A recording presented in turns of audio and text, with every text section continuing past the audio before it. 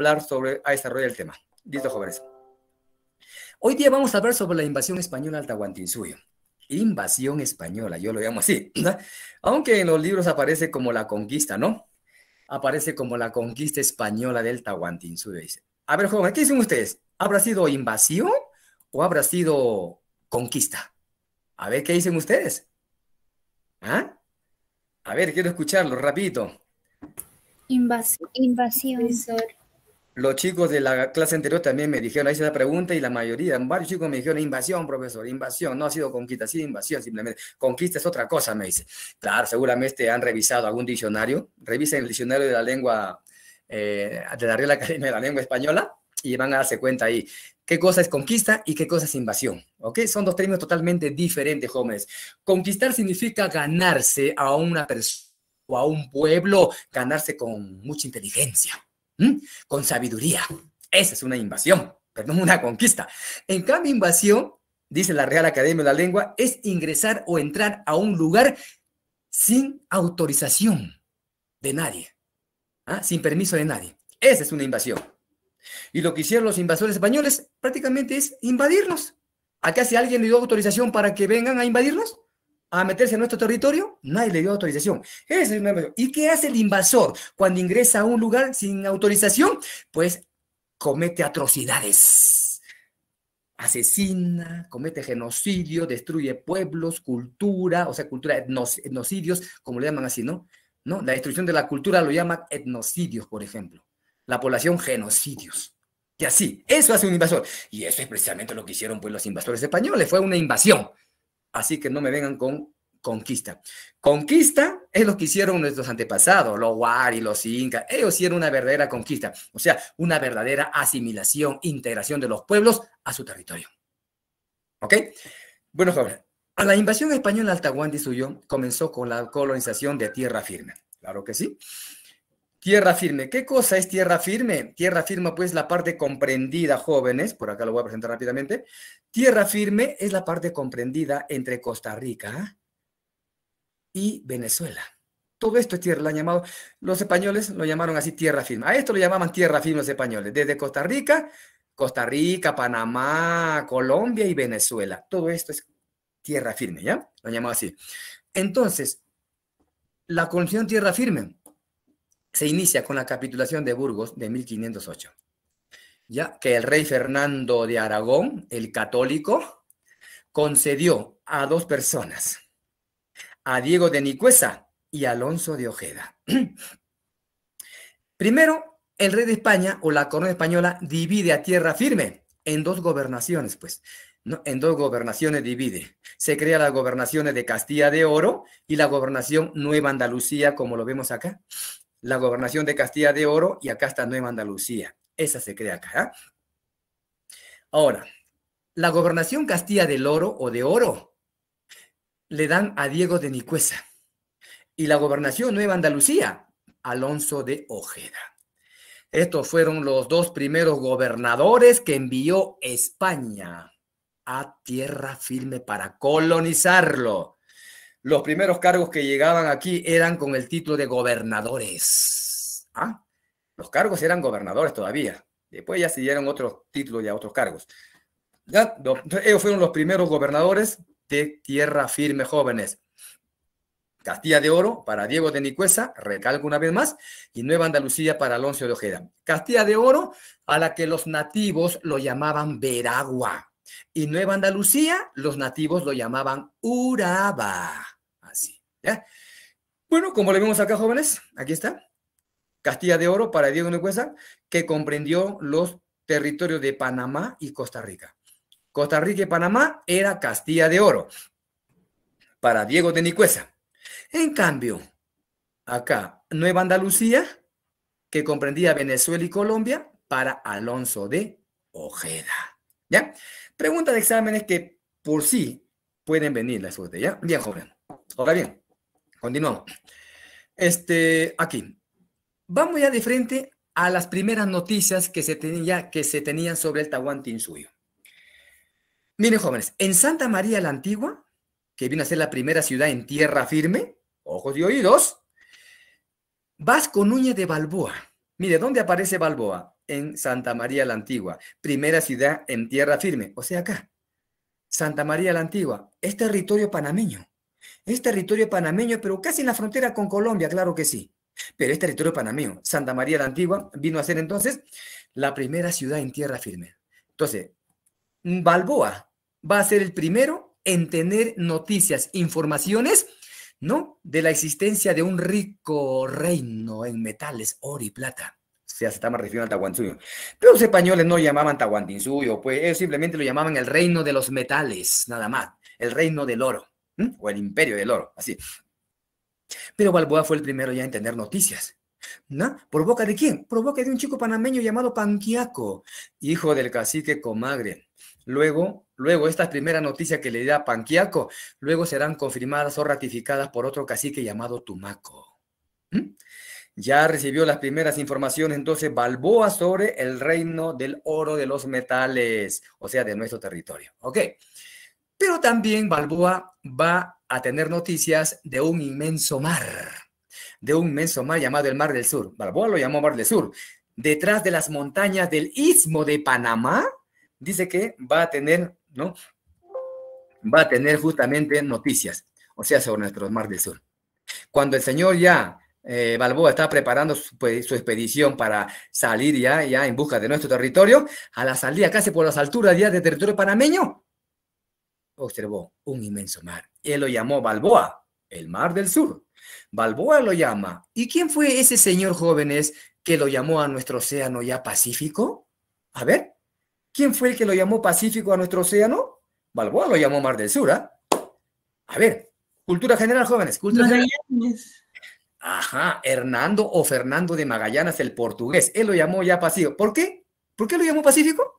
Simplemente porque vio que nuestras aguas son aguas tranquilas, aguas pacíficas, en contraposición pues a las aguas del Caribe, que son aguas tormentosas, ¿verdad?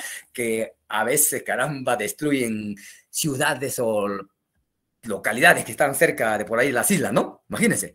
En cuanto Magallanes se dio cuenta que nuestras aguas de nuestro océano pues son aguas pacíficas, aguas tranquilas, y por eso lo llamó Pacífico. Ok, muy bien. Ahora bien, por haber descubierto Balboa el Mar del Sur, la corona española le concede un título.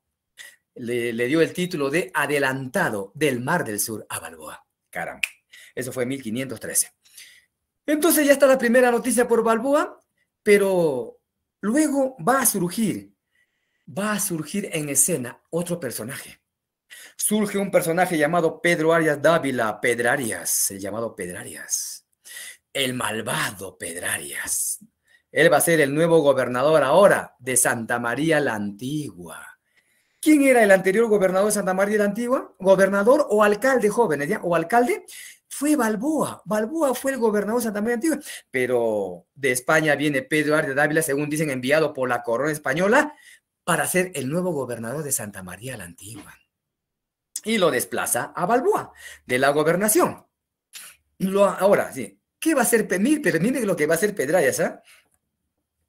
Pedrarias luego se une o entra, va a conspirar, mejor dicho, conspira con dos personas más, con Pizarro, Francisco Pizarro, y con un rico banquero judío panameño, y a la vez era juez en Panamá, con el licenciado Gaspar de Espinosa. O sea, los tres conspiran con Francisco Pizarro, Gaspar de Espinosa y Pedrarias. ¿Para qué? Para eliminar a Balboa.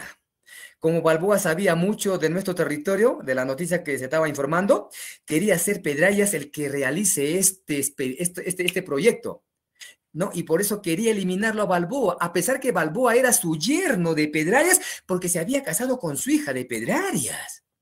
Era su yerno, pero ni así tuvo en cuenta el malvado, el ambicioso Pedrarias, y lo mandó a eliminar, a matar a Balboa, para quedarse él con el proyecto. Y él que sea el que haga estas expediciones a nuestro territorio. Entonces, Pedrarias, Francisco Pizarro y Gaspar de Espinosa se unen los tres en complicidad para matar muerte a Balboa. Sin justificación, jóvenes.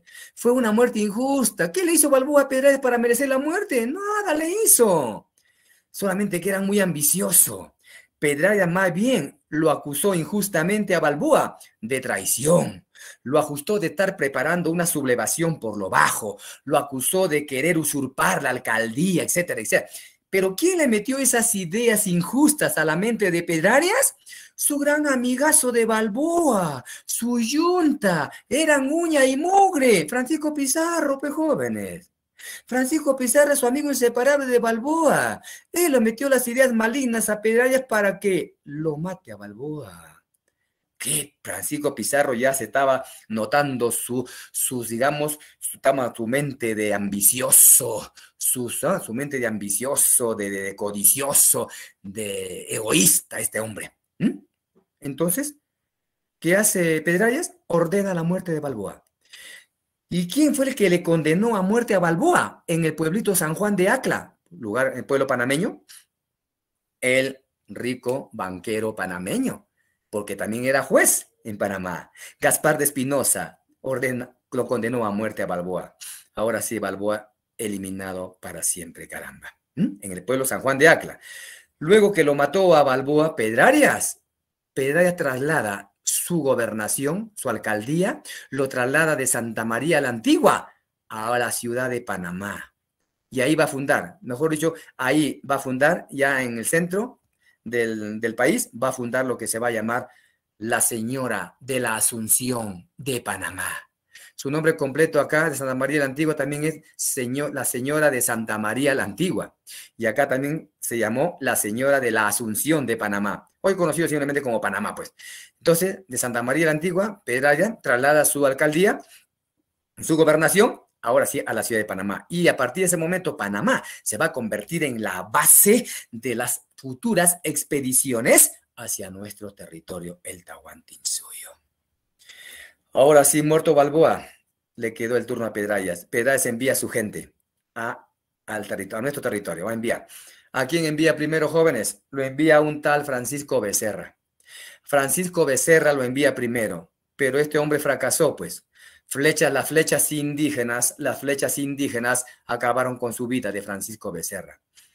Luego envía a Pascual de Andagoya. Esto vendría a ser más importante. Pascual de Andagoya. Andagoya prepara una expedición para hallar el Tahuantinsuyo.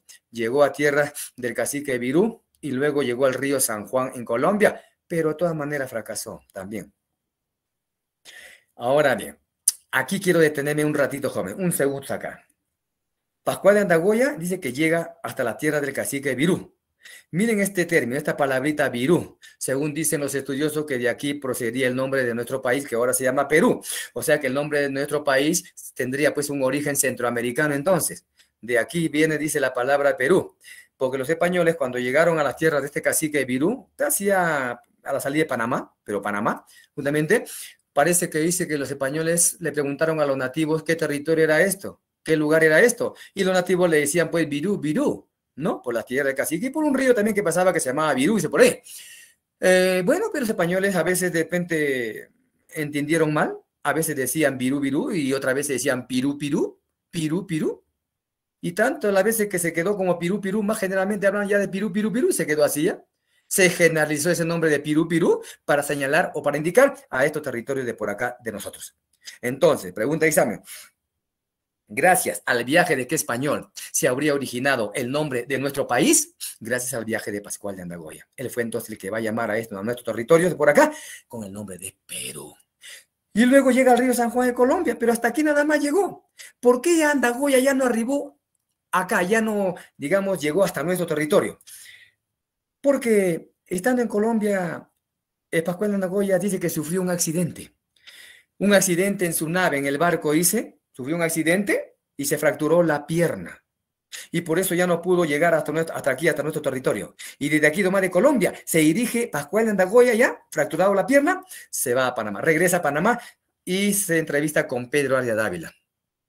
Pero Pascual de Andagoya, él ya, estando en Panamá con Pedro Arias, él ya le confirma, o mejor dicho, él ya tiene, digamos, una información mucho más certera de nuestro territorio ya, del Tahuantinsuyo, que sí existía. Por eso le dice, es cierto, Pedrarias, señor Pedrarias, es cierto, sí existe ese territorio del reino del oro que se hablaba desde aquí, sí existe, tengo más información, tengo una mayor información, que sí existe, señor. Entonces, él está dando ya las primeras noticias, le está confirmando ya las noticias sobre, o le está confirmando ya las noticias sobre el territorio del Tahuantinsuyo, ¿ya? Pero fracasó lamentablemente. Entonces, ¿qué hace Pedraza? Va a enviar a otra persona. Lo va a preparar a otra persona con el nombre de Juan de Basurto. Se va a llamar Juan de Basurto, o Juan Basurto, nada más así, ¿ya? Bueno, Juan de Basurto va a ser entonces, él se estaba ya preparando para venir a nuestro territorio con su expedición. Pero qué piña estaba el señor Pedrayas, este gobernador panameño, que Juan de Basurto, estando en plena preparación, organización ya de la expedición, o sea, en víspera ya de la partida, lamentablemente, repentinamente le sorprendió la muerte a don Juan de Basurto. Estando comprando caballos, reclutando gente, ya justamente, repentinamente le sorprendió la muerte. Hay algunos que dicen se cayó de su caballo, ahí en Panamá, se cayó de su caballo, otro dice que simplemente una muerte fulminante, etcétera, etcétera. Pero la cosa es que en víspera de la partida, fallece, muere el señor. Ahora, ¿qué va a hacer Pedraya? Por lo tanto, los tres fracasaron, los tres, Becerra, Andagoya y Basurto fracasaron. Pero ¿cuál de estos tres fue el que se acercó? Podemos decir el que se acercó mucho más a nuestro territorio, ese fue Pascual de Andagoya, el que más se acercó, pero fracasó lamentablemente. Ahora sí, Pedro Arya no sabía qué hacer, a quién enviar ahora. No le quedó más remedio al señor Pedraya que pensar en otro personaje, en otra persona que ya estaba siendo muy importante en Panamá. Era su teniente alcalde, era su teniente gobernador del señor Pedraya en la alcaldía de Panamá. ¿Y quién era su teniente gobernador? El señor Francisco Pizarro, pues. Francisco Pizarro, caramba, era su teniente y en él tuvo que poner digamos, su confianza el señor Pedraya. Le dice, oye, le dice, Pizarro, ahora tú tienes que preparar la expedición, tú vas a ser de la partida, le dice. Entonces Pizarro tenía que ser nuestro invasor, jóvenes. Si no hubiera muerto Balboa, dicen, él hubiese sido nuestro invasor, pero nos tocó el destino al señor Francisco Pizarro. Entonces ahí empieza pues ya las expediciones del señor Francisco Pizarro, jóvenes, ¿no? Ya le dije esto, pero antes que Pizarro realice sus viajes, se van a reunir en Panamá, 1524, 3 personas. Pizarro con 2 más, claro que sí, con Diego de Almagro y Hernando de Luque, que van a ser sus socios de la empresa de Levante, van a formar la empresa de Levante, otro lo llaman también la compañía de Levante. Levante es por estar destinado pues a estos territorios, ¿no? De por acá lo han llamado de Levante. Bueno, forman la empresa de Levante los 3, o la compañía Levante, más conocido como Pacto de Panamá. Yo lo llamaría más Pacto de Panamá a esta empresa, ¿ya? Bueno, entonces en Panamá se reúnen los 3 socios, ya en 1524, para acordar algunas cositas. A ver, en esta pequeña reunión que van a tener los 3, acordaron lo siguiente. A Pizarro se le nombra líder y capitán. A Diego de Almagro se le nombra proveedor de suministros. O sea, Almagro tenía que velar por la logística, los alimentos, todo lo que es provisiones, pues, reclutar gente, los barcos, caballos, etcétera, etcétera. Pues lo han llamado proveedor de suministro. Y al cura, al párroco panameño Hernando de Luque, a este señor lo nombran procurador. Procurador, o sea, Luque tendría que encargarse del financiamiento, pues, de la empresa, del dinero. ¿Ah? Luque solamente puso una parte de sus ahorros que él tenía, cerca de 2,000 pesos, 20,000 pesos, creo. Pero se necesitaba mucho más dinero para la empresa, pues, jóvenes. Entonces, Luque, de procurador, se va a convertir más bien en el testaferro del rico burgués Gaspar de Espinosa, del banquero que le dije panameño, y el juez que le ordenó la muerte de Balboa, quien lo sentenció, lo condenó. Le comenta su proyecto a Gaspar de Espinosa y parece que este rico panameño Gaspar de Espinosa le pareció excelente la idea, caramba, y quiso ingresar al proyecto. Le dijo, por el dinero no se preocupen, yo voy a aportar el dinero, pero eso sí, por favor, no lo den a saber, ¿eh? Que se mantenga oculto el aporte financiero que yo tengo. Por lo tanto, Gaspar de Espinosa estaba convirtiendo pues en el financiero de la empresa. ¿Ah? Este señor, ustedes saben, yo soy autoridad aquí, yo soy juez aquí en Panamá. Si estuviésemos en el Perú, fuera otra cosa, dijo. Pero aquí estoy y no quiero que se sepa esto, por favor. ¿Ya? Bueno. Ahí está, un cuarto socio, Gaspar de Espinosa. Pero tuvo que haber otro señor. A esta compañía, empresa, también tuvieron que incluirlo a otra persona, a Pedrarias, al gobernador de Panamá, porque él iba a brindar el apoyo político, él iba a ser el protector de la empresa, pues tenía que dar la autorización, el permiso para el viaje, la partida de la expedición. Apoyo político, Pedrarias. Entonces eran 5 los socios, no eran 3, sino 5. Claro, había 3 principales, que eran estos 3, y 2 socios ocultos. Yo lo puedo llamar 2 socios ocultos, Gaspar de Espinosa y Pedrarias. ¿Ok, jóvenes? Bueno, ahora, esta reunión, quiero acotar esto, jóvenes, ojito, que no se olviden. Esta reunión que tuvieron acá, ¿ya? Aquí todavía, jóvenes, no va a haber un contrato. Aquí todavía no va a haber un contrato, no va a haber un papel, un documento que garantice la empresa, ¿ya? Esta reunión que tuvieron los 3 socios simplemente fue de carácter verbal. Fue un compromiso verbal, un compromiso de honor que estaban haciendo estos 3 señores. No hay, repito, ningún documento que garantice la empresa. Por lo tanto, aquí todavía no hablamos de contrato. El pacto, esta reunión, se va a formalizar posteriormente, 2 años después, en 1526, ante un notario ya. Ya va a ser el verdadero contrato de Panamá. Aquí ya se formaliza. Aquí todavía no, ¿ya? Eso repito, que quede bien claro, jóvenes, ¿ya? Ahora, solamente como cultura general quiero acotar una cosita, jóvenes.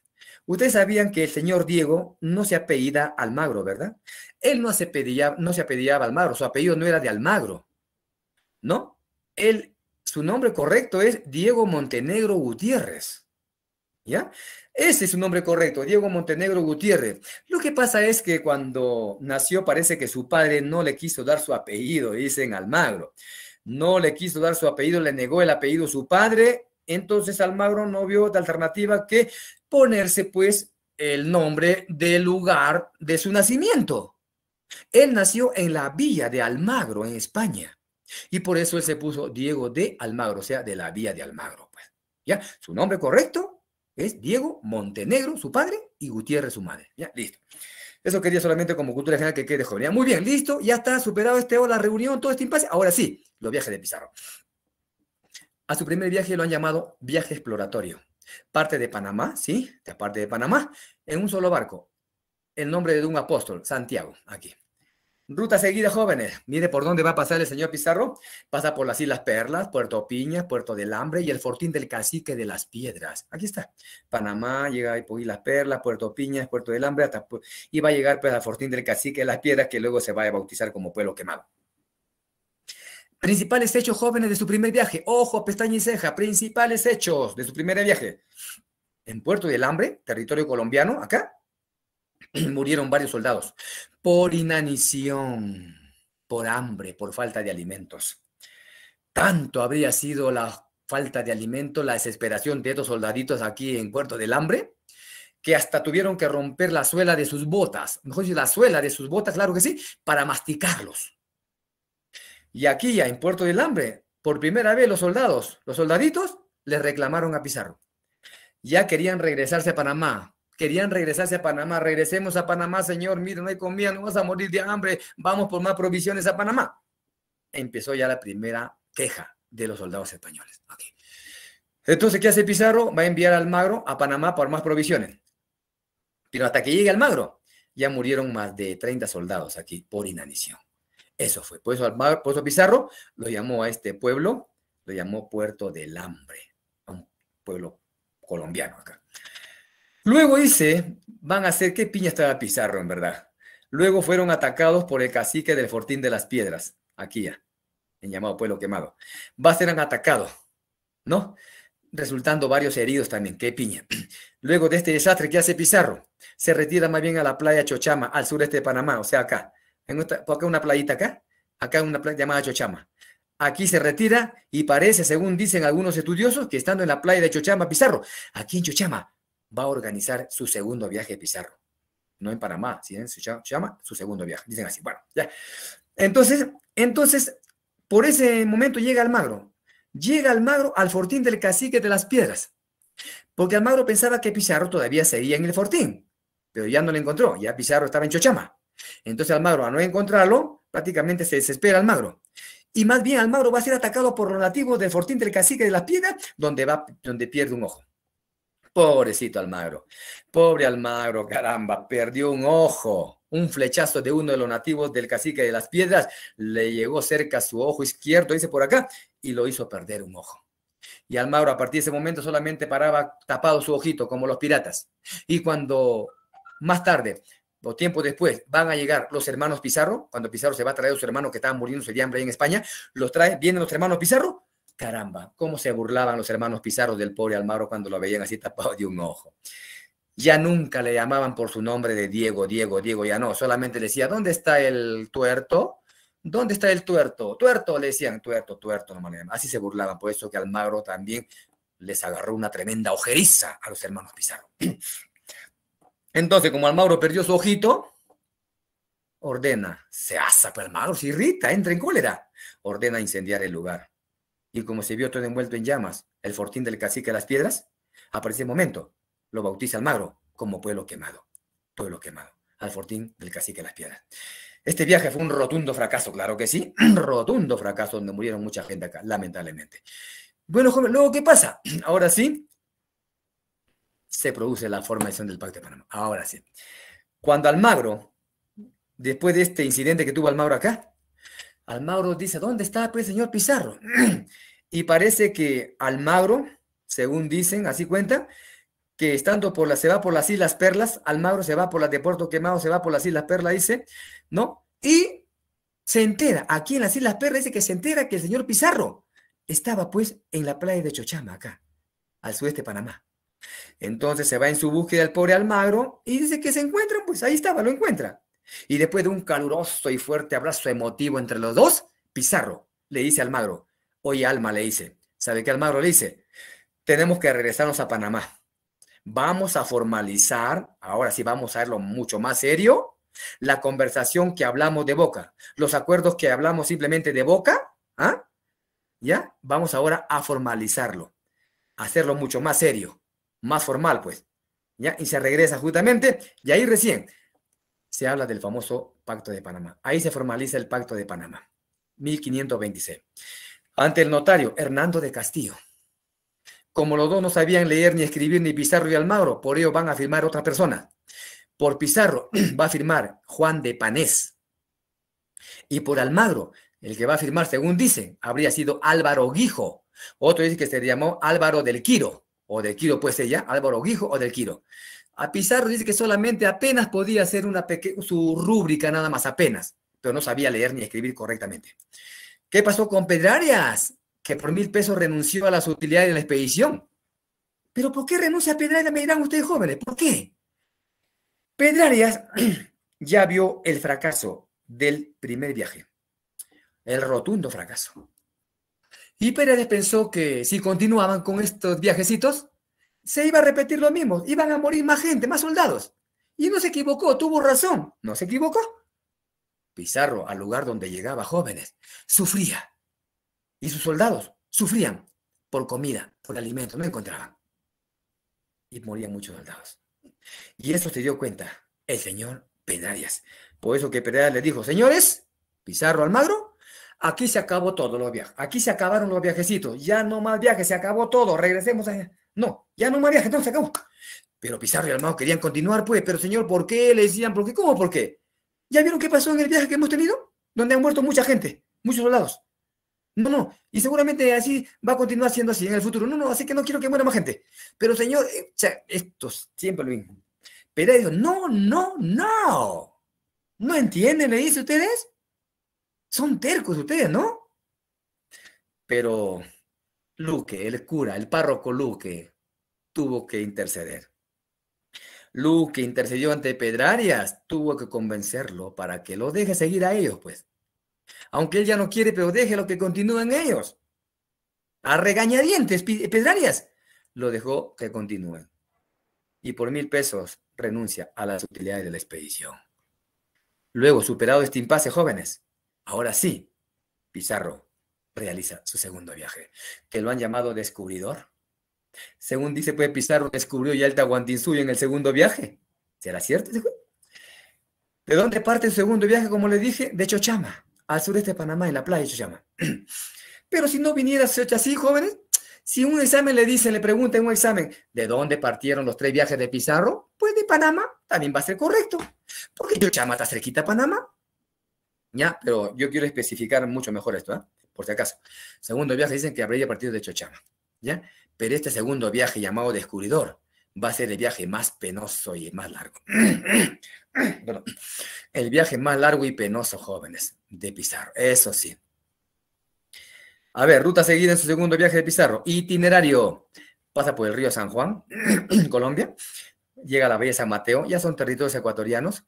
Al puerto de Atacames, Isla del Gallo, Isla Gorgona, Puerto Viejo, Tumbes y luego al río Santa en Ancash. Su última escala fue el río Santa en Ancash. Jóvenes, solamente por cultura. Observen bien esto. Miren en qué año llega Pizarro a Tumbes en su segundo viaje. 1528, porque también va a llegar a Tumbes en un tercer viaje. En su tercer viaje también llega a Tumbes. Eso va a ser ya en 1532. Por segundo viaje, llega a Tumbes en 1528. Y al río Santa. ¿Ok, jóvenes? Aquí está. Llega Pizarro, sale Panamá. Ya llega acá a la Isla de Gallo. Ya de frente se va, pasa por territorios ecuatorianos. Y por fin llega a Tumbes. Y de Tumbes llega al río Santa, cerca de Chimbote, en Ancash. ¿Ya, jóvenes? Eso justamente. Ahora bien, hechos principales. Principales hechos que ocurrieron durante su segundo viaje. Pregunta, exámenes, jóvenes, ojos y oídos. Un primer hecho tiene que ver con Bartolomé Ruiz, su piloto del barco. Bartolomé Ruiz, Pizarro le dice a Bartolomé Ruiz, oye, ¿sabe qué? Bartolomé le dice, anda con el barco, andas una exploración, a ver, más al sur, o sea, por acá, más acá, ya, hasta territorio nuestro. Anda más por el sur, haz una pequeña exploración. Y en esa exploración que estaba haciendo, sin querer queriendo, como dice el dicho, ya estaba cruzando la línea ecuatorial. El primer español que cruza el Ecuador, la línea ecuatorial, Bartolomé Ruiz, señores, sin saberlo, ¿ah? El señor. Y también estando por esa población, se encontró con una balsa de indios, dice tumbesinos o tayanes. Estaban haciendo trueque, intercambio, o sea, comercio, ¿ya? Y lo captura esa balsa, como lo vemos acá. Lo vamos a ver acá. Aquí está. Encuentra esta balsa haciendo comercio. Ustedes saben que en el mundo andino, nuestra gente pues hacía pues intercambio, ¿no? Trueque con los pueblos del norte ecuatoriano. Se topa con esta balsa. Y había varios nativos, dicen acá, varios nativos. Y dice que algunos de estos nativos logran escapar, se arrojan al mar, seguramente que le tuvieron temor, seguramente, y escaparon, pues. Y los que se quedaron en la balsa, solamente dice que habrían sido 3 nativos ahí. ¿Quiénes habrían sido esos nativos ahí?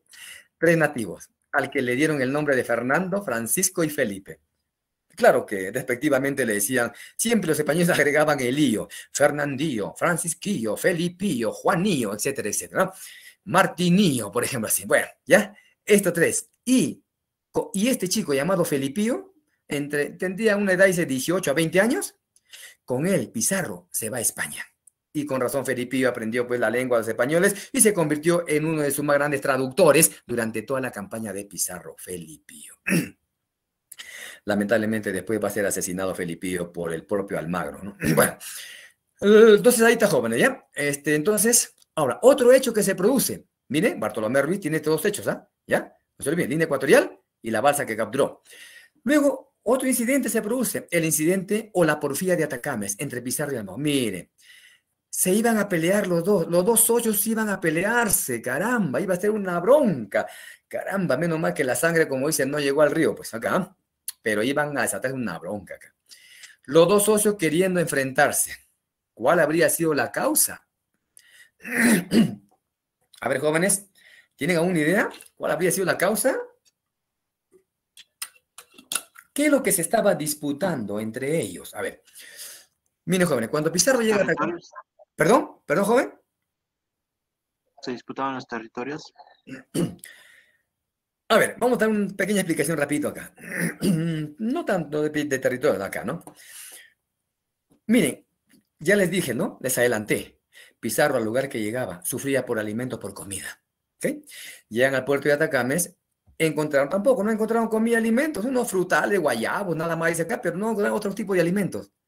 Los soldados nuevamente empezaron a quejarse por segunda vez. Otra vez quejándose los soldados, regresemos mejor a Panamá por más provisiones, no vamos a morir ya, etc. Siempre quejándose los soldados. Entonces, al ver la queja de los soldados que tanto se quejaban, Almagro, se irrita, se incomoda y los amenazó a los quejosos con encerrarlos a todos si seguían quejándose. Parecen niños ustedes, siempre paran quejándose, le decía. ¿Y qué hacía Pizarro? Pizarro estaba mutis, en silencio. Entonces, pero parece que ya no aguantó más Pizarro al ver que los quejados seguían siempre quejándose y dijo, Pizarro dice que era la idea de regresar mejor a Panamá. Pizarro era la idea de regresar todos a Panamá nuevamente y luego venir todos otra vez. Y Almagro le dice, no, Pisa, le dice, ¿cómo es que vamos a regresar a Panamá nuevamente con la mano vacía? No, pues, le dice, mira, tengo una idea, le dice Almagro. Tú búscate por aquí un lugar de avanzada mientras yo me regreso a Panamá por más provisiones. Ah, caramba. Entonces el Pizarro, al escuchar esto de Almagro, le dice, ah, caramba, qué bien, ¿no? Claro, le dice, como tú no sufres las consecuencias, como tú no te estás enfrentando a estas gentes, o sea, a los nativos, a los indígenas, en tierra, porque tú siempre paras, tú siempre paras en el barco, le dice, vas a Panamá, vas y vienes, come lo que quieras, tú no lo sientes esto, pues Almagro le dice, tú estás bien, ¿no? En cambio nosotros estamos enfrentándonos a esta gente en tierra acá, a los indígenas, a los nativos. Déjalo, pues tienen razón en quejarse, le dice. Uy, ¿para qué le dijo eso? Caramba, Almagro también se irrita. Y le dice, bueno, si tú entonces, Pizarro, no puedes controlar a esta gente, o sea, a los soldados, entonces, mire lo que le pide, ahí le pide esto. Entonces, dame el mando. ¿Por qué no me das el control, el mando de esta gente, los soldados? Uy, ¿para qué le dijo eso? Pizarro se asó. Ya le llegó hasta la coronilla prácticamente, dice. Entonces Pizarro se asa, se levanta, saca su espada, dice Pizarro, y se va frente a Almagro ya a pelear con Almagro. ¿Qué cosa me está diciendo? Le dice. ¿Me estás pidiendo qué cosa? Le dice. Entonces Almagro también saca su espada y ya iban a enfrentarse, pero rápidamente al ver esto, Bartolomé Ruiz y un grupo de su gente rápidamente lo separaron. Lo separan, le dicen, niños, niños, por favor, tranquilizaos, sosiéguense. Le dicen, por favor. Ya, pero seguían siempre el contrapunteo de palabras, justamente así, justamente lo separaron, lo trataron de calmar, se calmaron los dos, y al final, ¿qué se acordó? Finalmente, ¿qué se acordó? El propio Almagro tenía que regresarse nuevamente a Panamá por más provisiones. Miren, ¿eh? Entonces, ¿qué es lo que se estaba disputando entre ellos? El mando, el control de los soldados, de la tropa. Eso es lo que estaba disputando ahí, porque Almagro le pedía eso, pues, y a Pizarro no le gustó, ¿ya? Entonces, ahora, superado este impasse, luego esto, ahora sí, Pizarro, ¿qué hace? Se va por la isla, llega a la isla del Gallo, y en la isla del Gallo se va a producir otro incidente, entre el mismo Pizarro, pero ahora con otra persona, el capitán Juan Tafur. Juan Tafur, el capitán que venía a recoger a los soldados descontentos, ¿ya? A la isla del Gallo. A ver, ¿cómo fue esta cosa? Miren, jóvenes, acá.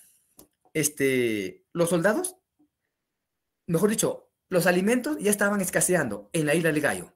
Nuevamente, otra vez, comida, nuevamente, comida. Y los soldados nuevamente empezaron a quejarse en la isla del Gallo, pues. Y parece que esta vez Pizarro ya no quiso escucharlos, ya no quiso hacerle caso, se puso más fuerte Pizarro ahora sí. Tanto era la queja de estos soldados, estaban desesperados. Entonces, uno de los soldados descontentos de la isla del Gallo, llamado Juan Saravia, este soldadito, le va a escribir, va a aprovechar para escribir una carta queja al nuevo gobernador de Panamá, que ahora es Pedro de los Ríos, ya no era Pedraria, jóvenes, ¿ah? Pedrarias incluso lo había metido preso a la cárcel al señor Pedraria. Ahora el nuevo gobernador, Pedro de los Ríos. Bien, entonces escribe una carta de queja, quejándose, detallando los padecimientos que estaban pasando los soldados en la isla del Gallo y la forma como le estaba tratando Pizarro a esos soldados descontentos. Pero ustedes dirán, ¿y cómo llegó esa carta a la mano del gobernador Pedro de los Ríos en Panamá? Es que Juan Saravia dice, no contaban con mi astucia. Entonces Juan Saravia, al ver que Almagro iba a irse desde la isla del Gallo en el barco a Panamá, llevando regalos a la esposa del nuevo gobernador, Pedro de los Ríos, aprovechan a escribir la carta, pues. Y esa carta, una vez que escribe, lo llena la carta de todas las quejas, ¿eh? De todas las vicisitudes que estaban pasando, y al cerrar su carta, al finalizar esta carta, escribe una pequeña copla, una cuartilla de 4 palabritas. ¿Sabe qué cosa decía esa copla, jóvenes? Esa copla que cerraba la carta de este soldado Juan Saravia. ¿Alguien tiene idea? A ver, ¿Qué cosa decía esa copla? Esa cuartilla. A ver, cultura general, cultura general. ¿Sabe o no sabe? Dice que escribió una cuartilla, una copla.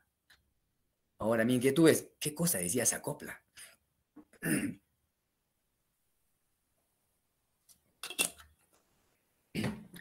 Muy conocida, están todos los libros de historia, jóvenes. Esa copla decía, o cuartilla, al señor gobernador, mírelo bien por entero, allá va el recogedor, y aquí queda el carnicero. Listo, y lo cerró su carta. Ah, miren, ¿eh? Al señor gobernador, mirando bien por entero. Allá va el recogedor y aquí queda el carnicero. Allá va el recogedor. ¿A quién se refería? A Almagro, pues, que se iba a recoger provisiones, gente de Panamá. Y aquí queda el carnicero. A Pizarro, pues, que lo estaba tratando como tal a los pobres soldados, como carnicero. ¿Fue suficiente? Lo envuelve y lo mete en un ovillo de lana escondido ocultamente, que nadie se entere, en uno de los regalos que iba la esposa del gobernador. Y así de esa manera, los regalos llegaron a la esposa del gobernador y la esposa le entrega la carta, lo cubre con una carta y le entrega a su esposo Pedro Los Ríos. Y ahí recién Los Ríos ahí se entera de la pobre situación en que estaban pasando los soldados en la isla del Gallo y lo envía a Juan Tafur, capitán Juan Tafur, vaya a la isla del Gallo y por favor, tráigame, recójame a todos estos soldados que lo están pasando muy mal allá, lo están pasando hambre, no tienen que, así que vaya y tráiganme de vuelta acá de Panamá. Entonces Juan Tafur llega a la isla del Gallo y se enfrenta a Pizarro, pues, ahí se enfrenta a Pizarro. Entonces los soldaditos se alegraron, caramba. Juan Tafur dice, orden del gobernador, todos los que quieran irse a Panamá, suban al barco, no vamos a Panamá, de regreso, orden del gobernador, Pedro Los Ríos. Un soldado, llegue, y Pizarro, un momento, de aquí nadie se mueve. ¿What? Le dijeron, de aquí nadie se mueve.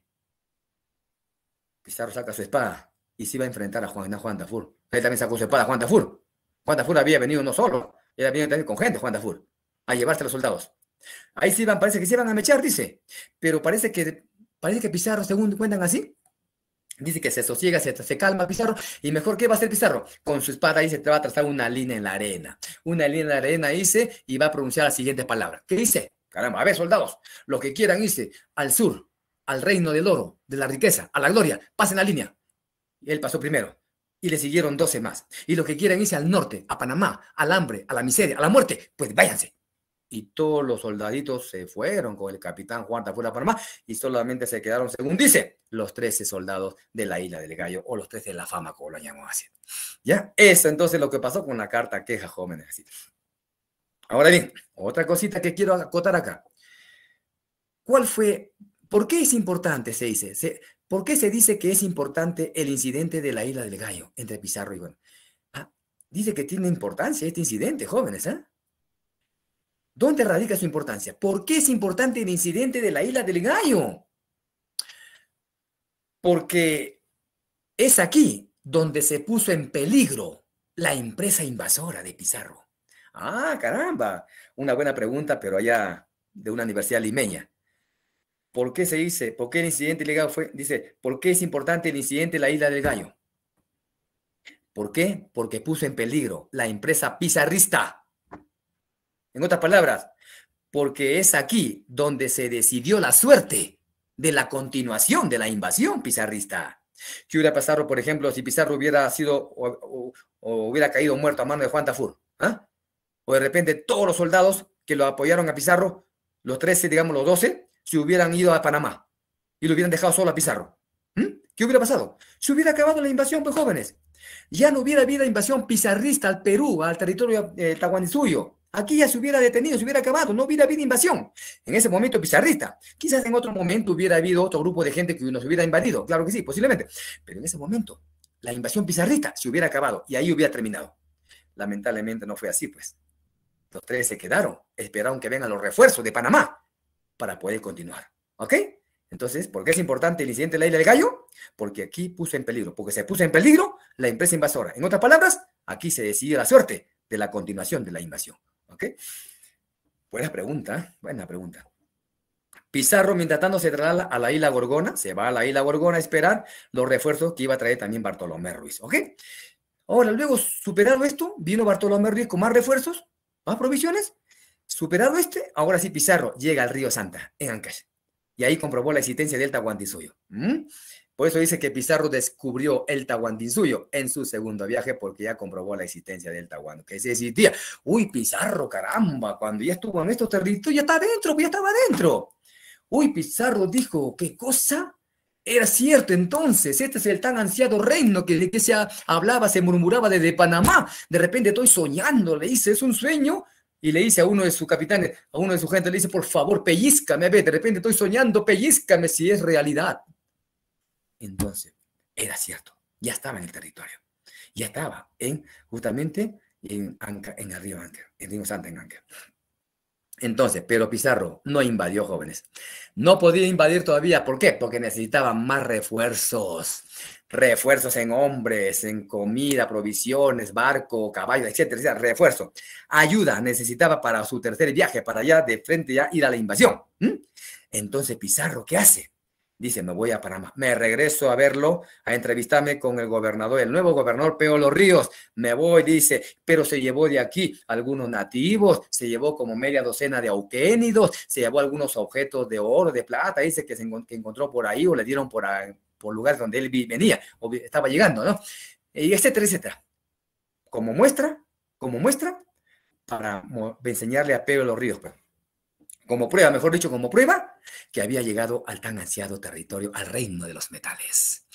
Llega a Panamá, le dice, don Peter, le dice, don Pedro, gobernador, es cierto, no es un sueño. Existe ese territorio del oro, de los metales. Sí existe. Yo he estado ahí, de ahí acabo de llegar, señor, de ahí acabo de venir. Vengo justamente, y sí, he encontrado el tan ansiado reino. Y como prueba, les traigo a esta gente. Miren, acá está. Entonces lo hace pasar a los nativos. A los nativos pasan. Llama al Paca, pasa, por favor, le dice justamente. Entonces, ahí, aquí está la muestra, que he llegado al territorio. Pero necesito su ayuda, su apoyo, por favor. Apóyame, Chorri, le dice. Necesito hacer un tercer viaje urgentemente, pero por favor, tiene que apoyarme, ayudarme. Quiero más refuerzos. ¿Refuerzos? ¿Apoyo? ¿Que te ayude yo? Por favor, dice, ¿para qué? ¿Para que siga muriendo más gente? No quiero que Panamá se quede despoblada. Así que olvídese, señor Pizarro. De mí no va a obtener nada. Olvídese. Se acabaron los viajes. Pero, señor, nada. Y se metió a su bar. ¿Qué hace Pizarro? Ahora Pizarro se reúne con Hernando de Luque, el párroco, y el señor Almagro, que ya estaban en Panamá, pues, ¿no? Entonces, se reúnen los tres nuevamente, Almagro, Pizarro y Luque. ¿Para qué? Para decidir ahora qué cosa hacer, pues. Entonces, parece que Almagro y Luque deciden una cosa. Le dicen, mira, Pizarro, lo único que nos queda ahora es que tú vayas a España a entrevistarte con el mismo rey de España. Allá posiblemente, obtengas ayuda, apoyo tendremos del rey. Aquí se perdió la esperanza con este señor. Entonces quedaron así y Pizarro se va a España, acompañado con Pedro de Candia, su artillero y otros señores más. Se va, pero llevando siempre los nativos, los auquenios, se los lleva por allá. ¿Ok? Muy bien, entonces Pizarro llega a la ciudad de Toledo y ahí se va a firmar lo que se va a llamar la capitulación de Toledo. ¿Cuándo se firma? El 26 de julio de 1529, entre Pizarro y la reina Isabel de Portugal, esposa de Carlos IV. Carlos I o V, acá está pues. Su esposo es la reina Isabel, Carlos I o V. El Pizarro se va a entrevistar con la reina Isabel, con la esposa.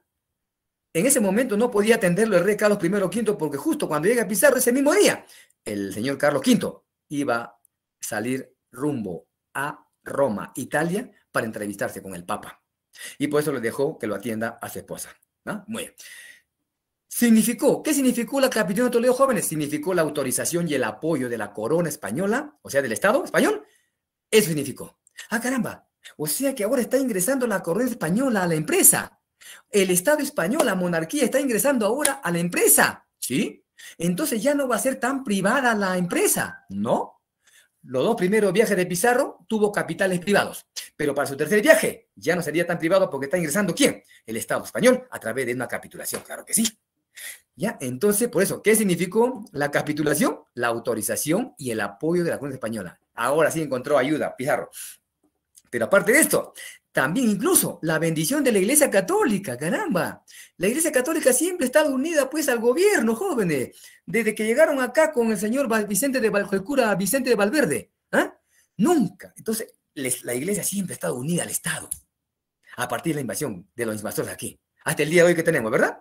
Hasta el día de hoy la iglesia está unida al Estado. ¿Y quién lo mantiene a esos malditos religiosos? A esos cardenales como Cipriani que fueron y otros, etcétera. El pueblo peruano lo mantiene, pues le da de tragar a esa gente y ganan muy buena plata. ¿Se dan cuenta? Eso justamente el Estado. Por eso algún gobierno habrá una vez que diga, la iglesia que se separe del Estado. El Estado tiene que separarse de la iglesia. Que la iglesia busque sus propios recursos. Ah, sería excelente. Excelente, justamente. Pero eso es soñar prácticamente, ¿eh? Eso es soñar. Entonces, incluso le da la bendición. La Iglesia Católica lo bendice a Pizarro. Le dice, hijo mío, le dice, te bendizco en el nombre del Padre, del Hijo y del Espíritu Santo para que vayas tú. Anda, lleva a nuestra religión católica, la religión cristiana, llévalo a esos mundanos, a esos primitivos salvajes, ¿no? Prácticamente, o sea, que lo convierte en fieles, en cristianos. Y si no quieren por la buena, hijo, pues a la fuerza. A esos bárbaros primitivos. La bendición de la iglesia. Lo bendijo a Pizarro para que haga. ¿Ah? Y la corona le está dando la autorización para que invadan nuestro territorio a través del apoyo que le estaba dando. Los beneficios para Pizarro le generaron fuertes enfrentamientos con la. Claro que sí, aquí está. Mire, a través de esta capitulación de Toledo, jóvenes, ¿qué obtuvo Pizarro? Miren lo que obtuvo, caramba. Gobernador de Nueva Castilla, o sea, del Perú, pues. Antes se llamaba así Nueva Castilla, acá, el Perú, ¿no? Gobernador de Nueva Castilla. En otras palabras, pues, su gobernación aquí en el Perú. El Perú fue dividido en 2 gobernaciones, jóvenes, ¿no? Ya les adelanto eso. 2 gobernaciones. La gobernación de Nueva Castilla para Pizarro y una gobernación de Toledo para Almagro. La gobernación de Almagro se llamaba gobernación de Toledo y de Pizarro Nueva Castilla. Bueno, gobernador de Nueva Castilla, capitán general, adelantado, alguacil mayor y un pago anual de 700,000 maravedíes, miren, al año. Y otras cositas más, otro beneficio más. Y un tiempito más tarde se le agrega a estos títulos de Pizarro, se le va a agregar otro título, el de Marqués de Atavíos, que le consiguió para su gran socio Almagro. El simple cargo de gobernador de la fortaleza de Tumbes y el simple título de hidalgo. Gobernador de la fortaleza de Tumbes, o sea, de Tumbes. Eso, miren, ¿eh? Ahora bien, a Hernando de Luque, ¿qué le consiguió Pizarro? Obispo de Tumbes y protector de los indios. Está basado Luque, el cura está basado, él no quería ser obispo de Tumbes, sino obispo de toda la América, el obispado de toda la América, pero obispo de Tumbes, conténtate con eso y protégeme a los indios. Bueno, ¿y qué le consiguió a los 13 de la Isla del Gallo? El título de hidalgos, pero algunos de los soldados ya tenían este título y fue cambiado por otro título, Caballero de la Espuela y Capa Doradas. Para su piloto, Bartolomé Ruiz, piloto mayor del Mar del Sur. Y para su artillero, Pedro de Candia, artillero mayor del Perú y además regidor de Tumbes, para que lo acompañe en la alcaldía acá, al señor Almagro. Miren, jóvenes, tremenda diferencia, ¿no? A ver, dice que Almagro, ya estando en Panamá, Almagro, ya se había enterado de lo que le había conseguido Pizarro para él, para el pueblo de Almagro, ya sabía Almagro lo que le había conseguido. Y también sabía lo que había obtenido para Pizarro. Dice, no sabe por qué medio se habrá enterado, pero dice que ya sabía. Solamente le estaba esperando a Pizarro que venga a Panamá para que Almagro le lance todo el veneno a Pizarro sobre los beneficios de esta capitulación que fue favorable a Pizarro. Entonces Pizarro viene con la ayuda ya que recibió del rey de España, ¿no? De la monarquía española, viene bien feliz y contento. Y Almagro le dice, ahí le lanza el veneno. Mira, le dice, maldito, basura, le dice, ¿qué has hecho? ¿Qué has hecho, Pizarro? No te dije. Incluso dice que Almagro le previno, le dijo, antes que se vaya Pizarro a España, le dijo, mira, Pizarro, le dice, ¿sabe qué cosa? Espero que no te olvides de mí. Espero que también para mí obtengas algo importante, algo bueno, pero, o sea, un título importante para él. Por favor, le previno eso, pero ni así tuvo en cuenta. Parece que Pizarro se olvidó que tenía un socio llamado Almagro.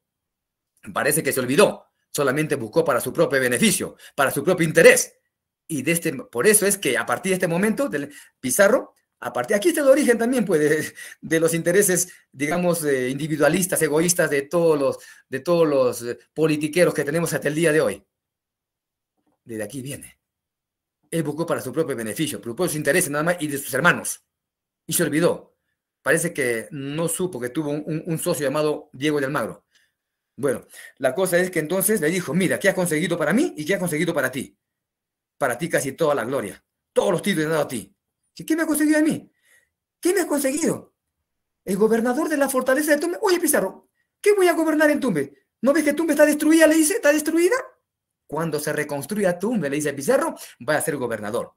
¿Ah? Hidalgo. ¿Qué cosa es título? ¿Qué cosa es eso de la hidalguía? Jóvenes, el título de si bien el título de Hidalgo era un título de la nobleza española, pero no hay que olvidar también que en España los títulos nobles se subdividían, o sea, tenían niveles, jerarquías. ¿Ah? Había pues la alta nobleza, se dividía en la mediana nobleza y la baja nobleza. Y parece que este título de hidalguía era el título de la baja nobleza, un título muy bajo, y por eso se asó pues Diego de Almagro. ¿Qué cosa? Gobernador de Tumbes y Diego de Almagro. Si los soldados también tenían el título de hidalgos, imagínense. Se asó Almagro, tuvo razón en molestarse. ¿Sabe qué le dice? ¿Pero qué culpa tengo yo, Alma? Le dice. Si a mí la reina me ha dado esos títulos, a mí le dice, yo no tengo la culpa, le dice. ¿No? ¿Qué iba a hacer? Dice que el título que le gustaba a Almagro, que le consiga Pizarro para Almagro, el título que más ansiaba, dice que le consiga para Almagro, era este, adelantado. Este título quería, dice, que Pizarro le obtenga para Almagro, que le busque para él. Diego de Almagro quería el título de adelantado, pero lo dieron a Pizarro, pues. ¿Qué culpa tengo yo? Le dice, la reina me ha dado a mí este título, le dice. Este título, le dice, pero no te preocupes, cuando yo vaya otra vez, voy a abogar por ti. No, ya no. Ya no, le dice. Me retiro de la empresa. Sí iba a retirar a Almagro ya de la empresa, ¿eh? Sí iba a retirar, pero siempre Hernando de Luque, el cura Hernando de Luque, siempre armonizando las cosas, jóvenes, en Panamá. En Panamá, Luque tuvo que interceder. Tuvo que convencerlo a Pizarro para que se deshaga de este título que le encantaba a Diego de Almagro. Adelantado. Lo tuvo que convencer a como dé lugar. Almagro, Pizarro no quería deshacerse de su título, no quería darlo. A regañadientes tuvo que aceptar. Lo convenció. Entonces Pizarro en Panamá se deshace de su título adelantado y le entrega a Diego de Almagro, dice que tanto quería ese título. Así dicen, así cuentan, ¿ya? Y solamente así dice que Almagro se contentó ese día, dice, y otra vez sigue juntos los dos. Porque sí va a retirar la empresa. Pero hay una cosa que deben saber ustedes, jóvenes. Si bien Almagro lo recibe ese título adelantado, ese contentamiento de Almagro no fue sincero, ¿eh? No fue sincero, ¿eh? A pesar que recibió el título. Porque ya Almagro llevaba dentro de sí la espina del odio, del resentimiento hacia Pizarro. ¿Saben ustedes, jóvenes, desde qué momento ya Almagro empezó a odiarlo a Pizarro? ¿Desde qué momento? Pregunta en un examen. Desde la porfía de Atacames. A partir de ahí, ya empezó a odiarlo, ya resentimiento hacia Almagro, hacia Pizarro. Y con esta capitulación de Toledo, empezó a profundizarse aún más su resentimiento del pobre Almagro. Bueno, pero superado este impasse, ahora sí, se unen los tres nuevamente, los dos socios, y realizan su tercer viaje, que lo han llamado invasor. Ahora sí, Pizarro listo para invadir nuestro territorio. ¿De dónde empieza? Desde Panamá. Jóvenes, este tercer viaje de Pizarro ya fue fundamentalmente terrestre, fundamentalmente dicen terrestre. Ruta seguida, Bahía de San Mateo, ya territorios ecuatorianos, Coaque, Puerto Viejo, Isla Puna o Puná. Cuando llegan a la isla Puná, jóvenes, aquí, acá está, Golfo de Guayaquil, aquí, en la isla Puná, dice que los españoles fueron atacados por el cacique Tumbalá. El cacique Tumbalá, sí, los españoles a donde llegaban siempre fueron enfrentados, ¿no? Siempre enfrentaban, luchaban, pero al final los españoles pues salían ganando, los derrotaban a los nativos, pues, a los jefes. Pero en este momento, en la época, fueron atacados por el cacique Tumbalá. Tumbalá al final fue derrotado. Tumbalá. Bueno. Luego, ¿qué hace Pizarro? Llega a Tumbes, lo que le dije, en 1532, tercer viaje. Llegan a Tumbes, otra vez atacados por Chilimasa, le ataca, pero Chilimasa cayó derrotado también, ¿no? Y luego esta derrota, Chilimasa y Pizarro van a pactar. Pactan los dos, se alían los dos prácticamente. Y con la ayuda de Chilimasa, Pizarro llega a Piura. Pero antes, jóvenes, aquí, ojo, pestaña y ceja, ojo aquí, antes. Dice que estando Pizarro ya en Tumbes, se entera, dice, de la situación del Tahuantinsuyo, o sea, de la supuesta guerra civil entre Huáscar y Atahualpa. ¿Por boca de quién? Por boca del mismo Chilimasa. Chilimasa ya empieza a contarle todo y empieza ya a brindarle toda información a Pizarro en Tumbes. Y Chilimaza dice, le dice eso, ¿no? Que dos hermanos estaban en guerra, dice, por el poder del trono, por el trono de su padre Huayna Cápac. Entonces Pizarro no lo pensó dos veces, dijo, ah, caramba, dos hermanos peleándose. Esto es un punto más a mi favor, porque mi lema es, divide y reinarás. Y así fue, pues. Lo tuvo en mente el consejo de su primo Hernán Cortés, el llamado conquistador de México. Le dijo así, una vez que se encontraron en España, Hernán Cortés con Pizarro, le dijo, primo, Pizarro, si tú quieres triunfar en esos territorios donde tú vas, haz lo que yo hice en México. Divide a la gente, al pueblo, a los indios. Divídelo. Hazte para uno de los bandos y vas a ver que todo va a salir correcto. Y así hizo Pizarro. Entonces, Chilimaza le brinda todo el apoyo justamente y llega al Valle de Tangará en Piura. ¿Ok? Llega justamente a Piura. Ahora bien, estando en Piura, van a fundar la ciudad de San Miguel de Tangará. Primero fue San Miguel de Tangará, en 1532, que vino a ser la primera ciudad española del Perú. Pero luego dice, parece que este Valle de Tangará, o Tangarara, no le fue propicio para Pizarro y su gente. Y buscaron otro lugar. Buscaron otro lugar, dice, ¿no? Buscaron otro lugar y ese fue, lo encontraron aquí. En un lugar llamado, digamos, cerca de un río. Este río se llamaba Piura. Y le pusieron el nombre de San Miguel de Piura. Y se quedó así. San Miguel de Piura, entonces, se fundó en 1532 Pizarro, que vino a ser la primera ciudad española en el Perú. A ver, hasta aquí, jóvenes. ¿Cuál vino a ser, por cultura general, cuál vino a ser la primera ciudad española en el Nuevo Mundo? Cuando digo Nuevo Mundo, también estoy agregando a las islas que se encuentran en el Caribe, jóvenes, ¿ya? Las Antillas, el Caribe, ahí. Primera ciudad en el Nuevo Mundo, tiene que ver con Cristóbal Colón, la Isabela de Cristóbal Colón, ¿ya? En la isla del Caribe, pues, en esa isla Haití y República Dominicana, ¿no? Prácticamente son dos países que están juntos, pegados, ahí, ¿ya? Entonces, la primera ciudad española en el Nuevo Mundo, la Isabela de Cristóbal Colón. Primera ciudad ya en tierra firme, la Santa María la Antigua. Y primera ciudad española en el Perú, San Miguel de Piura, aquí, 1532. Entonces, ya en Piura, después de fundar la ciudad, la primera ciudad española, conoce al curaca Maizabilca, el curaca piurano Maizabilca, y a su sobrino Martinillo. Un chiquillo de apenas 13 años, nada más. ¿Ah? El curaca Maizabilca tenía un sobrino llamado, un nombre nativo tenía, dice, pues, ¿no? Pero ya Pizarro le puso el nombre de Martín y se quedó como Martinillo. Un chiquillo, repito, de apenas de 13 años, pero con una mente muy aguda, muy inteligente. Este chiquillo, mira, a pesar de sus 13 años, el chiquillo, pero tenía una mente muy despierta. Era muy vivaz este chiquillo. Tal es así que solamente le faltó nada más, o mejor dicho, solamente unos meses nada más tuvo que tener para rápidamente aprender la lengua de los españoles, o sea, el castellano. Solamente nada más. Durante unos meses nada más de tiempo y aprendió rápidamente el castellano de los españoles. En cambio, Martinillo, ustedes saben que Martinillo ya tenía 18, 20 años y tuvo que ir todavía a España. Y ahí recién aprendió el castellano. Pero le bastó solamente Martinillo con unos meses nada más y rápidamente aprendió. Y vino a ser una lengua más, otro traductor de Francisco Pizarro. Aunque Pizarro le tenía más confianza a este chiquillo, en las traducciones, más le tenía confianza a él. En cambio, Felipillo se iba de la lengua. A veces tergiversaba, deformaba las traducciones, las palabras, justamente, ¿no? De acuerdo, pues, a su interés de ellos, de él o de otra persona, ¿no? De él, justamente, más que nada, ¿no? Entonces, tergiversaba. ¿Ya? Y por eso que Pizarro más le tenía confianza a Martinillo. Y parece, según dicen algunos, que habría sido este chiquillo y no Felipillo el que estuvo más bien en la plaza de Cajamarca con Atahualpa siendo traductor, este chiquillo Martinillo. Bueno. Y Pizarro entonces, ahora sí, con la ayuda de Maizabilca, recibe la noticia que Atahualpa se encuentra en Cajamarca y va a su encuentro. Aquí está, de San Miguel de Piura, se va hasta Cajamarca. Y cuando llega a Cajamarca, Pizarro se puso la captura y luego la ejecución de Atahualpa. ¿Cuándo fue la captura de Atahualpa, jóvenes? Un 16 de noviembre de 1532. Y la ejecución o el asesinato, un 26 de julio de 1532, o sea, al año siguiente. Julio, ¿ya? A ver, pregunta de exámenes, jóvenes, ¿ya? Acá solamente he seleccionado preguntas de exámenes que han venido en el examen de admisión, más que nada.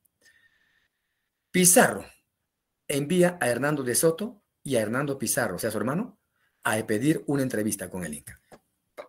En otras palabras, ¿quiénes fueron a invitar al Inca? Fueron Hernando de Soto, pues, y Hernando Pizarro. ¿Dónde se encontraba Atahualpa en ese momento? En los baños de Cuñoc. En los baños de Cuño, como un campamento que tenían ahí. Hoy se llama Baño del Inca. Ahí se encontraba descansando Atahualpa con su gente. Y ve la llegada de estos señores. Viene la llegada, ¿no? Que le visitan estos señores. En sus caballazos vinieron. Ya, entonces, algunos nativos que estaban con Atahualpa, dice su gente, se asustaron a ver los tremendos caballazos de estos señores. Y según dice que Atahualpa ni siquiera se inmutó, ni siquiera se sorprendió, se asustó. No, tranquilo Atahualpa, dice. Ahí. Es que Atahualpa ya lo ha visto a los caballos en película, ya pues ya la había visto. Entonces ya no tenía miedo de Atahualpa, ¿no? La cosa es que lo invitan para que vaya al siguiente día a entrevistarse con su jefe Pizarro. De esa manera estaban tendiendo la trampa. Y parece que Atahualpa aceptó ir a la entrevista con Pizarro. Según dice, porque sentía curiosidad seguramente por saber quiénes eran esta gente extraña que ha venido a su territorio sin su autorización. Ya no lo veían como dioses salidos del mar, como Viracocha, que salían en su casa flotante. Al inicio fue esto. Al inicio su gente de Atahualpa le informaron eso, que eran, dice, unos hombres barbudos o barbados, saliendo de unas casas flotantes del mar. Entonces pensaron que eran dioses, Viracocha. Pero luego con el tiempo ya se comprobó, pues, Atahualpa mismo ya supo que eran cualquier persona común y corriente, que se enfermaban, que morían simplemente. Entonces Atahualpa ya sabía, su gente ya sabía toda esa cosa, ¿ya?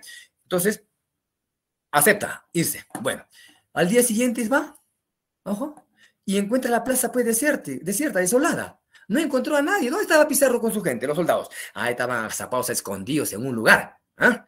Simplemente. Y solamente se escuchó por ahí los pasos de un cura llamado Vicente de Valverde, junto con su traductor, dice, ¿no? No se sabe si fue Filipío o fue Martinillo, pero otros dicen que habría sido Martinillo y no Filipío, ¿ya? Bueno, la cosa es que llega el cura Vicente de Valverde con la Biblia en una mano y la cruz en la otra mano. Llega, se acerca a Atahualpa, ¿qué está haciendo? Atahualpa llegó, dice, con su gente, como si estuviera yéndose a una ceremonia de gala, simplemente, bien vestido, caramba, bien adornado, sus demás gente le estaban limpiando el paso, Atahualpa dice, caramba, iban danzando. Esa era la costumbre de esta gente, pues, señores. Cada vez que iban a ver a un visitante, simplemente, o gente, digamos, que venía de otro lugar, simplemente iban así, en son de paz. Esa era la costumbre de esta gente. ¿Qué dicen los españoles? Y los estudiosos que le decían a los cronistas, caramba, no, llevaban armamento, dice, cargadísimo, caramba, cargados de armamento. Pero ¿se vio o no se vio armamento? No, que lo llevaban escondido, dice. Para algunos cronistas españoles, que los indígenas llevaban escondido, dice, su arma, debajo de su ropa. Ni que fueran, pues, ni que sus armas habrían sido pues, en miniatura para llevárselo adentro, ¿no? Otros cronistas dicen que no vieron armamento. Y eso es lo más creíble, que no llevaron armamento. Porque esta gente no era así. Bueno, la cosa es que entonces el cura se acerca con su traductor, dicen así, no se sabe si fue Filipío o Martinillo. Bueno, entonces empieza a hablarle, mirando la Biblia y empieza a hablarle, para hacerle ¿qué? El requerimiento, pues. Le hizo el requerimiento. ¿Qué cosa el requerimiento? El sometimiento a la religión cristiana y al rey de España.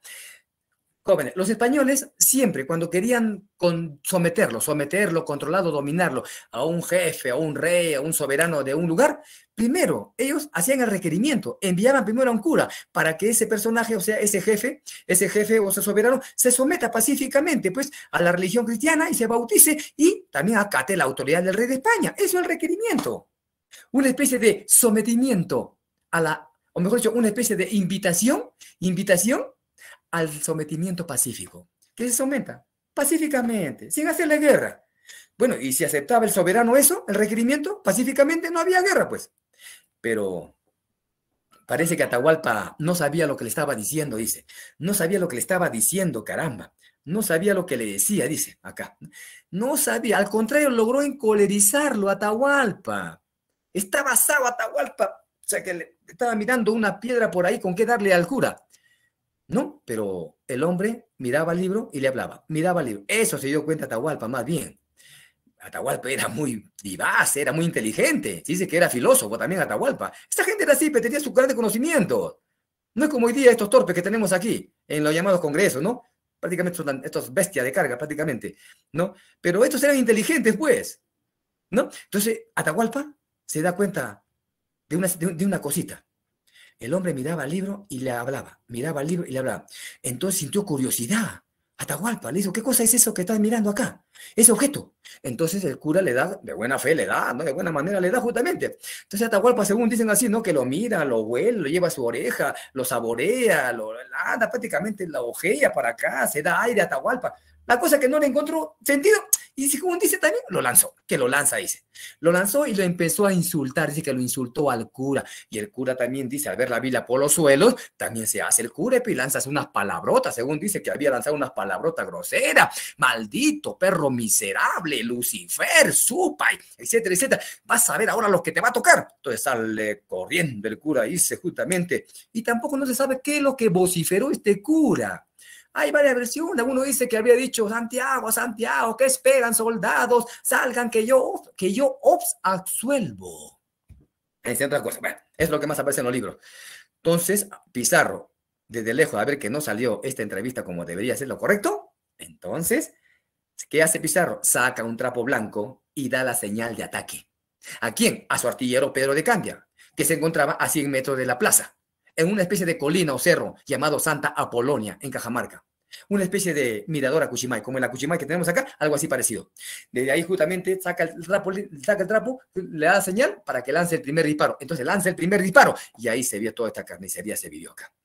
Ahí donde lo capturan Atahualpa, justamente de acá. Ahí empezaron los soldados, salieron de ese escondite, todos sus caballazos, con sus armamentos, sus arcabuces, con sus ballestas, con su cañón. Ese cañón salieron, incluso, caramba, llevaron perros de guerra, con sus perros come indios, como lo han llamado, así que tanto cuando se paraban esos perrazos tremendos, caramba, que eran mucho más grandes que el nativo, los tiraban al suelo. Y rápidamente, dice, los perros iban de frente, dice, al cuello, a la yugular simplemente, y lo mataban. Dice, una carnicería se vivió y tremenda, dice, esa tarde del 16 de noviembre de 1532 a las 5 de la tarde. Ahora sí, perros de guerra. ¿Ustedes saben quién fue el primer español que trajo esos perros de guerra a la América? Eso fue traído por Cristóbal Colón. Cristóbal Colón fue el primer español que trajo los primeros perros de guerra aquí y los utilizó con los nativos de Jamaica en el Caribe. Y Pizarro también trae, también así. Cerca de 4.000 o 5.000 muertos, dice, puro nativo más regados, nativo, y siquiera, y van a creer esto, ningún español siquiera, dice, sufrió un rasguño, solamente nativos, puros nativos regados, 4, 5.000, hasta 6.000, dice, justamente muertos ahí. Lo capturaron a Atahualpa, ¿Se dan cuenta? Ahí lo capturan a Atahualpa. Entonces Pizarro, ya le dije esto, y una vez que lo capturan, Atahualpa lo meten, pues, ¿no? En un local llamado El Amaruguasi, o casa de la serpiente, ahí, seguramente para pedir rescate después. Atahualpa, entonces, primero, él no se sabe quién es el que le pidió el rescate, si Pizarro o Atahualpa, dice. No se sabe. La cosa es que Atahualpa le ofreció, dice a Pizarro, por su libertad, llenarle, dice, como ven acá ustedes jóvenes, 2 cuartos de metales, uno de oro y plata hasta la altura de su mano. Y Pizarro aceptó, dice, ya, le dijo, por su libertad, si lo liberaban, dice, pero aceptaba de boca, se comprometía nada más de boca, pero en el fondo de su corazón, no, él no iba a aceptar eso. Al contrario, él pensó matarlo a Atahualpa. No solamente a él, sino también a Huáscar, aquí. Entonces, eso pasó con Atahualpa, y además fue juzgado con las leyes españolas, hallándose culpable de idolatría, idólatra, adorar a muchos dioses, dice. Adulterio, tener muchas mujeres, y asesinato por haber dado muerte a su hermano Huáscar. Mentira, totalmente mentira, son todas estas cosas. ¿Ya? Atahualpa, se cree que Atahualpa no dio la orden para matar a Huáscar, pues señores. Quien dio la orden había sido Pizarro. Pizarro quería que muera Huáscar, y Atahualpa también, porque estando vivos los dos, no era beneficioso para Pizarro, jóvenes. Si lo dejaba vivo a los dos, era un obstáculo, los dos, para su proyecto político que iba a realizar Francisco Pizarro, pues. Los dos era un permanente, digamos, obstáculo. Y pues tenía que matar a los dos. ¿Se dan cuenta, jóvenes? Eso era. Fue condenado a morir en la hoguera. Sí, acerca una hoguera, quemado vivo. Pero si se bautizaba como cristiano, se le cambiaba la pena por el garrote o ahorcamiento. Y decidió bautizarse como cristiano. Y adoptó el nombre de bautizo, Juan Francisco, dice. Algunos dicen que Juan Francisco, otro dice que adoptó el nombre simplemente de Juan, otro que adoptó solamente el nombre de Francisco. Bueno, pero más parece que haya sido Francisco, nada más. Se cree que este nombre se le concede su padrino de muerte. Francisco Pizarro, parece que le dio ese nombre. ¿Ah? Te va a traer suerte este nombre, Le dice Inca, así que adopta este mi nombre, Francisco.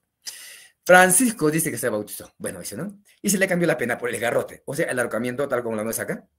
Ahora digo, ¿será cierto esta muerte que le dieron a Atahualpa? ¿El ahorcamiento, el garrote? Bueno, dice todos los libros. Usted me dirá, pero eso dicen todos los libros, profesor. Bueno, así va a quedar, pues. Así va a quedar. Habría que investigar en verdad más si en verdad fue esta la auténtica muerte que le dieron. Porque hay un estudioso cajamarquino, él dice, por ejemplo, que esto del ahorcamiento del garrote simplemente vino a ser una parodia teatral fabricada por Pizarro, los españoles. Una parodia simplemente. Como todo el local estaba a oscuras y no se sabía, casi no se podía ver el rostro de las personas, dice, una parodia simplemente. Nada más. Y él mismo dice que el cajamarquino dice que parece que muy posiblemente Almagro habría sido el que lo habría matado a Atahualpa. En su propia prisión, en la prisión de Atahualpa. Lo habría matado a Almagro. Tiene otros argumentos, ¿no? Para decirle, pero me va a llevar el tiempo justamente, ¿no? Eso ahí. Bueno, eso dicen ya, pero así está, lo ponen en todos los libros, el ahorcamiento o el garrote de Atahualpa. Eso, ahora bien,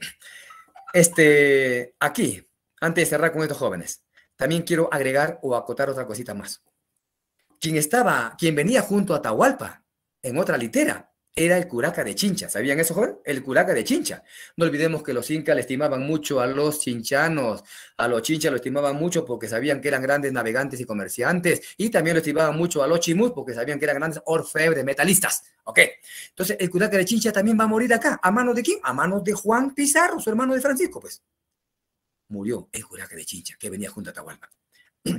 Y también se dice, a otra cosita, se dice que el Miguel de Estete, un soldado, se dice que el soldado Miguel de Estete le habría arrebatado la mascapacha a Atahualpa. Ojo, ¿eh? Eso dicen, ¿eh? Que Miguel de Estete le habría quitado la mascapacha a Atahualpa. Eso dicen acá. Esas dos cositas quería acotar nada más, Juan, para que lo tomen en cuenta ustedes, ¿ya? Bien. Luego dice Calcuchima. ¿Dónde estuvo Calcuchima? Ah, Calcuchima estaba en Jauja, ¿no? Tal es así que Hernando Pizarro tuvo que irse a traerlo, prisionero desde Jauja a Calcuchima.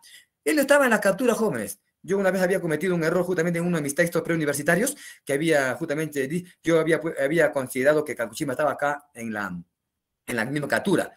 Eso por unos libros, ¿no? Pero luego de seguir indagando más, no, Calcuchima no estuvo presente en el momento de la captura de Atahualpa, porque él se encontraba en Jauja. Y después de la captura de Atahualpa, Hernando Pizarro se va a Jauja y lo trae prisionero Calcuchima, para luego lo trae a Cajamarca.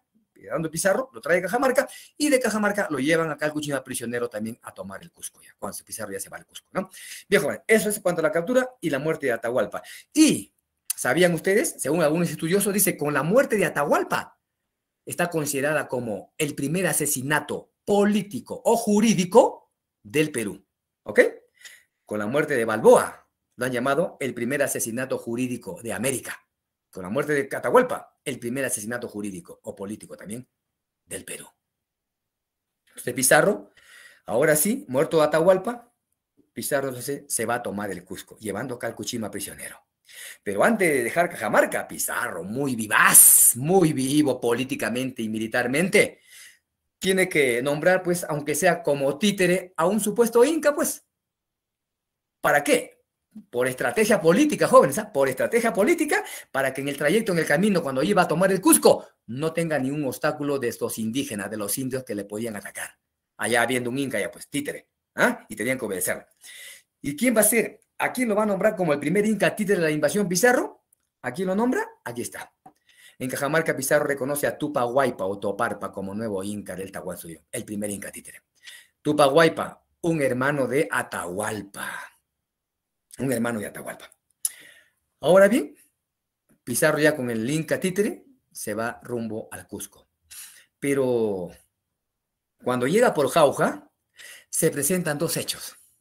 Miren, cuidado, en Jauja, el inca títere Toparpa, Tupa Huaypa, se cree que murió envenenado.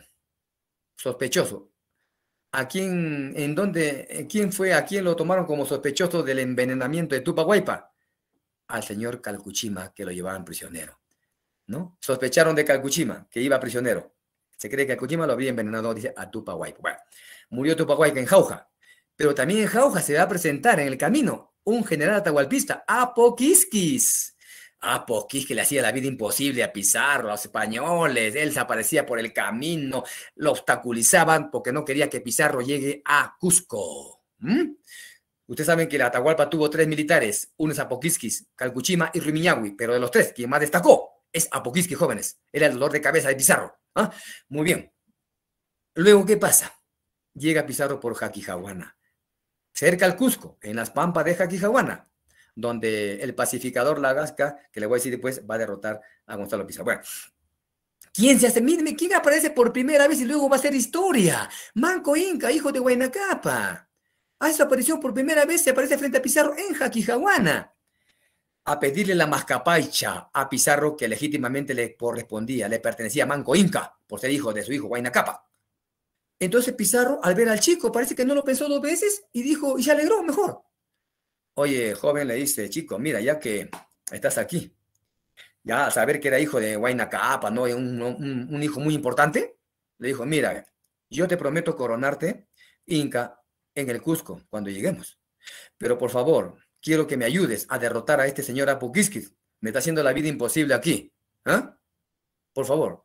Y según dicen los estudiosos, entonces Manco Inca acepta ayudarlo, dicen esto, a Pizarro. Y ahí comenzó la alianza entre Pizarro y Manco Inca. Pregunta de examen. ¿Dónde comenzó la alianza entre Manco Inca y Pizarro? ¿Los españoles o los españoles? En la pampa de Jaquijahuana. Ahí empezó la alianza, el primer error que cometió Manco Inca. Y dice que Manco Inca, como odiaba, dice entre comillas, yo lo pongo, como odiaba a los atahualpistas, ya aceptó ayudarlo y arma un ejército Manco Inca y lo derrota a Apoquiski. Apoquiski fue derrotado, pero huyó. Huye Apoquiski, ¿a dónde? A Quito, Ecuador. Y en Ecuador, Apoquiski ahí va a morir a manos de uno de sus soldados.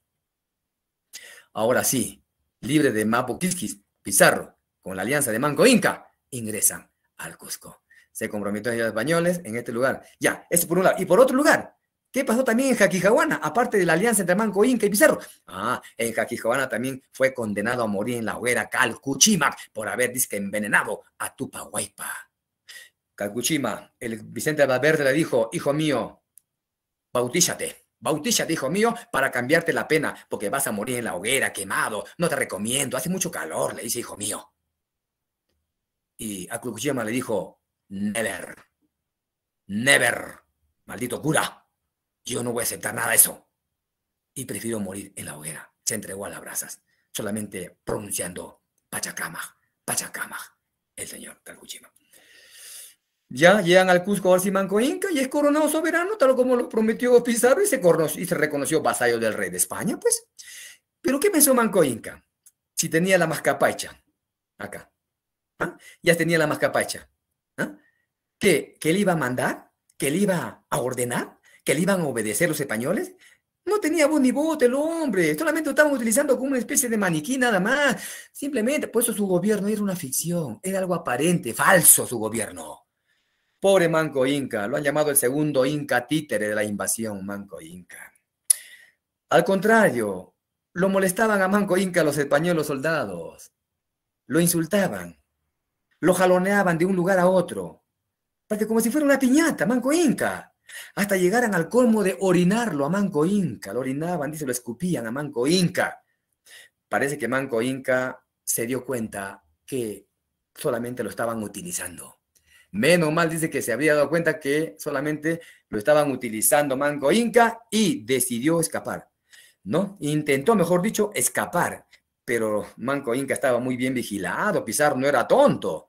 Pizarro no era ningún tonto. Pidió a sus pueblos aliados, a los Cañari, a los Chachapoyas, a los Huancas, sobre todo a los Huancas, los Huancas ya sabemos que les prestaron una ayuda muy especial a los españoles, los Huancas, ¿no? Y así lo estaban muy vigilado. Lo tenían muy vigilado a Manco Inca. Siempre lo vigilaban, justamente. Intentó escapar, pero rápidamente, pues, los pueblos aliados, como los Cañares, los Chachapoyas, lo capturan a Manco Inca. Y el jefe del Cusco, Juan Pizarro, hermano de Pizarro, de Francisco, lo encerró, lo metió a prisión en una celda. Manco Inca ahora prisionero, encerrado. Seguramente en el encierro, Manco Inca seguramente estaba pensando, se le venía cosa por la mente, ¿no? La venganza de repente. De repente, por un lado salía su conciencia y le decía, quiero vengarme, porque la venganza es dulce, seguramente decía. Y por otro lado, su conciencia decía, le decían a Manco Inca, no, Manco, la venganza nunca es buena, mata el alma y la envenena, ¿no? Pero la cosa, seguramente, ¿qué cosas estaría pasando por la cabeza de Manco Inca? Entonces, pero no podía fugar, pero no podía salir. Pero por la suerte de Manco Inca, por esos momentos, llega al Cusco, dice, Hernando Pizarro, su hermano de Francisco, Hernando. Y se va a ganarse su confianza, hacer amistad, hacerse amigo de Manco Inca, pues. ¿Pero para qué? Para sacarle tesoros, pues, a Manco Inca. No olvidemos que Hernando Pizarro ambicionaba los metales, el oro y la plata, ese le ambicionaba, y quería seguramente sacarle tesoros. Llega a la celda de Manco Inca, entonces Manco Inca, pues, llega, parece que se hacen amigos, dicen, entablan una amistad, y en esa conversación parece que Hernando Pizarro quería sacarle, pues, los tesoros. Dime, Inca, seguramente tú debes saber dónde hay estos tesoros, estas cosas. O sea, le llevó un poco de oro, donde hay estos metales, o sea, oro, plata, ¿no? Y parece que Manco Inca también se le prendió el foquito, pues, ¿no? Que realmente no, también, digamos, quería seguir la misma jugada de Hernando Pizarro. Y le dijo que sí tenía algunos tesoros escondidos Manco Inca. Estaban en un lugar secreto, que él solamente sabía dónde estaba. Incluso le mencionó que tenía una estatua de oro de su padre, Huayna Cápac. ¡Ah, caramba! Imagínese, tamaño natural. Nunca visto en la historia de la humanidad. Uy, che, esto lo ambicionó más Hernando Pizarro, que le salió sus ojos prácticamente y entraron otra vez los glóbulos oculares. Sí, le hice. Sí. ¿Dónde está? En un lugar. Yo solamente sé no usted y quiero dárselo a usted. Porque usted parece que es más buena gente, le dice Manco Inca. Usted no me ha tratado como me han tratado sus demás compañeros. Sí. Anda, tráelo. Ya, lo libera. Se va, lo liberó a Manco Inca, lo sacó de la prisión Hernando Pizarro. Anda, tráelo, dice, pero que te acompañen 2 soldados. Ah, no era tonto, amigo Hernando, que te acompañen 2 soldados. Muy bien, lo liberó. A por fin libre Manco Inca con los 2 soldados que lo acompañaban. Y en el trayecto, en el camino, dice que Manco Inca rápidamente los perdió a los 2 soldados. Los perdió rápido, o sea, se deshizo de los 2 soldados, dice. Y Manco Inca se mete a dónde? Se interna en la selva de Vilcabamba. Se mete a Vilcabamba. ¿Para qué? ¿A traer los tesoros? El oro, la estatua de su padre, bueno, no tenía nada, solamente fue un pretexto para salir. Le engañó a Hernando Pizarro. Se mete a Vilcabamba a organizar a su gente. Según dice, un tremendo ejército organizó Manco Inca. ¿Para qué? Para hacerle frente a estos malditos invasores españoles que estaban en el Cusco. Y ahí empieza lo que se va a llamar la resistencia militar de Vilcabamba. El neoestado inca de Vilcabamba, el nuevo estado inca. ¿Cuándo comenzó? En 1536 y culmina en 1572 con la muerte del último inca del Tahuantinsuyo. ¿Quién inicia la resistencia militar? Manco Inca. Empezó en 1536. Se subleva en el valle de Yucay. Manco Inca. Su objetivo ¿cuál era? Pregunta examen, jóvenes. Recuperar su gobierno y la soberanía del Tahuantinsuyo. Eso quería recuperar su gobierno, Manco Inca, nuevamente. Ahora en poder los invasores, pues. Incluso, ¿sabían estos jóvenes? Dice que Manco Inca en un inicio quiso pactar, aliarse con Almagro para enfrentar a los pizarristas. Miren, ¿eh? En un inicio. Pero dicen que parece que Almagro no quiso y fracasó esa alianza. Al contrario, más bien Almagro lo va a derrotar a Manco Inca en el Valle de Yuca y lo derrotó. ¿Y Manco Inca qué hace? Bueno, se ingresa, se mete a Vilcabamba, se refugia en Vilcabamba a organizar nuevamente la resistencia a través de guerra de guerrillas. Pero antes que suceda eso, Manco Inca cercó el Cusco, antes de que se meta a Vilcabamba a organizar, ¿no? Pero al no tomar la ciudad, se refugió en Vilcabamba, dice, para continuar la resistencia. Primero cercó el Cusco, claro que sí. Luego dice, mientras tanto, ordena a uno de sus militares o generales, dice Kisu Yupanqui. Kisu, o también puede decir Titu Yupanqui, joven, le ordenó que ataque Lima. Entonces, Kisu Yupanqui, ¿no? Baja por el cerro San Cristóbal, ¿no? Que se ve en Lima, donde hay una cruz tremenda arriba, por ahí bajaron, pues, Kisu Yupanqui, un siguiente. Pero los huancas, que antes prometieron ayudar, apoyar a Manco Inca, los huancas, dice que lo traicionaron a Manco Inca y no se logró derrotar a los españoles. Mientras tanto, en Sacsayhuaman van a morir 2 personas. Por el lado de los españoles, su hermano, Juan Pizarro. Muere Juan Pizarro, el jefe del Cusco, pues Juan Pizarro.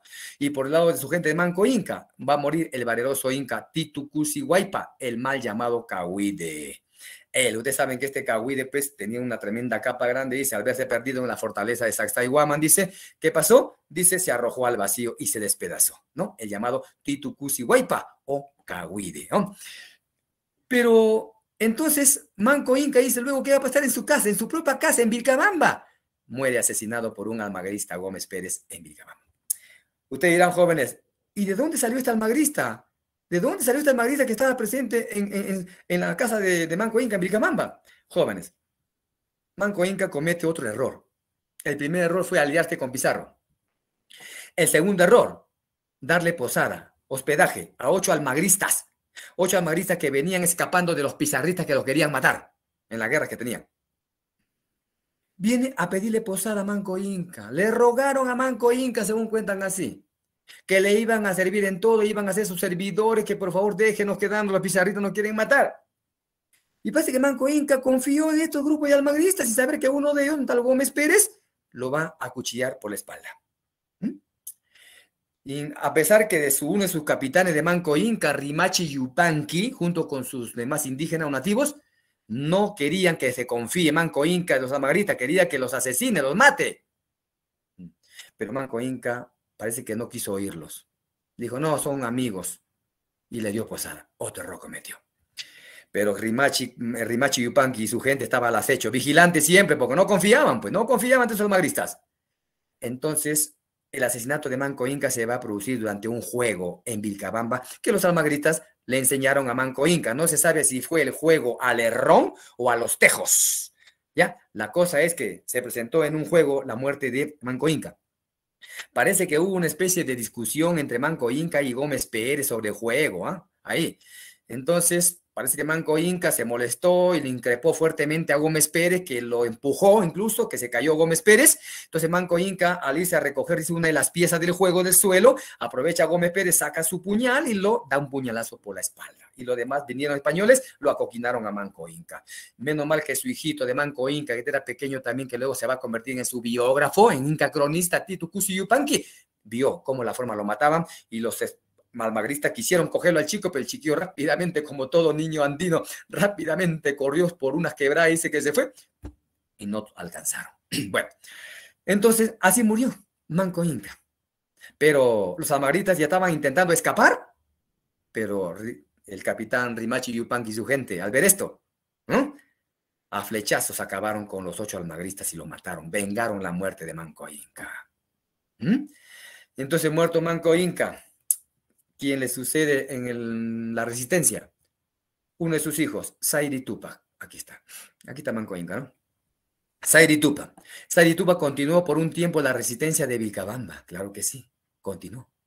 Pero luego va a ser un pacto. Con el virrey Andrés Hurtado de Mendoza. Desde Lima, el virrey lo va a llamar a Sairi Tupac para que venga a negociar con el virrey, a hacer un pacto. Y se reconoció como vasallo del rey. Sairi Tupac dice, a cambio de tierras, al virrey le dio tierras, las ricas tierras de yuca y encomiendas también en yuca, así como otro beneficio le dio a Sairi Tupac. Pero lamentablemente el chico no lo pudo disfrutar por mucho tiempo, estos beneficios que le dio el virrey Andrés Hurtado de Mendoza. Y a los 26 años se cree que murió envenenado por el curaca de Yuca y Francisco Chilca. Pero antes fue bautizado al cristianismo, dice Sairi Tupac. Y otra cosita, jóvenes, que quiero acotar acá, por si acaso, como cultura general. No sé si ustedes habrán leído en unos libros o lo han visto. Dicen los estudiosos, algunos estudiosos dicen que a este chico, Sairi Tupac, se le atribuye la siguiente frase. ¿Qué frase? Hoy me dan los hilachos y los flecos cuando antes fui dueño de todo el mantel. Esa frase, dice que lo atribuyen a Sairi Tupac. Ya le pusieron en boca a Sairi Tupac esa frase. Hoy me dan los hilachos y flecos cuando antes fui dueño de todo el mantel, habría dicho Sairi Tupac, según algunos estudiosos. ¿Qué estaba queriendo decir con eso? Hoy me dan los hilachos y flecos, o sea, lo poco, lo secundario, o sea, tierras, encomiendas, otro beneficio. Hoy me dan los hilachos, o sea, poca cosa, lo secundario. Cuando yo antes fui dueño de todo el mantel, o sea, fui dueño de todo mi territorio. Algo quería decir con eso, dice. Bueno, allá los que lo creen eso, pues, pero para mí, yo no creo que haya dicho esa frase ese señor Sairi Tupac, chico. Simplemente por una palabra, cuando dice, cuando antes fui dueño de todo el mantel. ¿Dueño? ¿Esa palabra de dueño? ¿Algo propiedad privada? ¿Individualismo? Oh, no, eso nunca se supo en el mundo andino, nunca tenían esa concepción, ese pensamiento esta gente. Dueño de todo el mantel. Ya le están achacando propiedad privada. Yo no creo esto, ¿ya? Bueno, pero así dicen algo. Muy bien, jóvenes, entonces muerto Saidi Tupac, mire, el único hijo de Manco Inca, el único hijo o el único Inca de Vilcabamba que negoció con un virrey, Andrés Hurtado de Mendoza, ¿ya? Le sucede su hermano Titu Cusi Yupanqui, no le dije el chiquillo que escapó de los almagristas, que él vio que lo estaba matando a su padre, pues, lo estaba, ¿eh? Se convirtió en Inca cronista de la resistencia de Vilcabamba, ¿eh? Y también biógrafo de su padre. Él cuenta cómo vio la matanza. Firmó un pseudo acuerdo, o sea, un falso acuerdo con el gobernador López García de Castro, la famosa paz de Acobamba, pues joven, ¿recuerdan? La famosa paz de Acobamba, donde se le reconocía como legítimo inca de Vilcabamba, pero a cambio de recibir una partida de frailes al territorio Vilcabamba.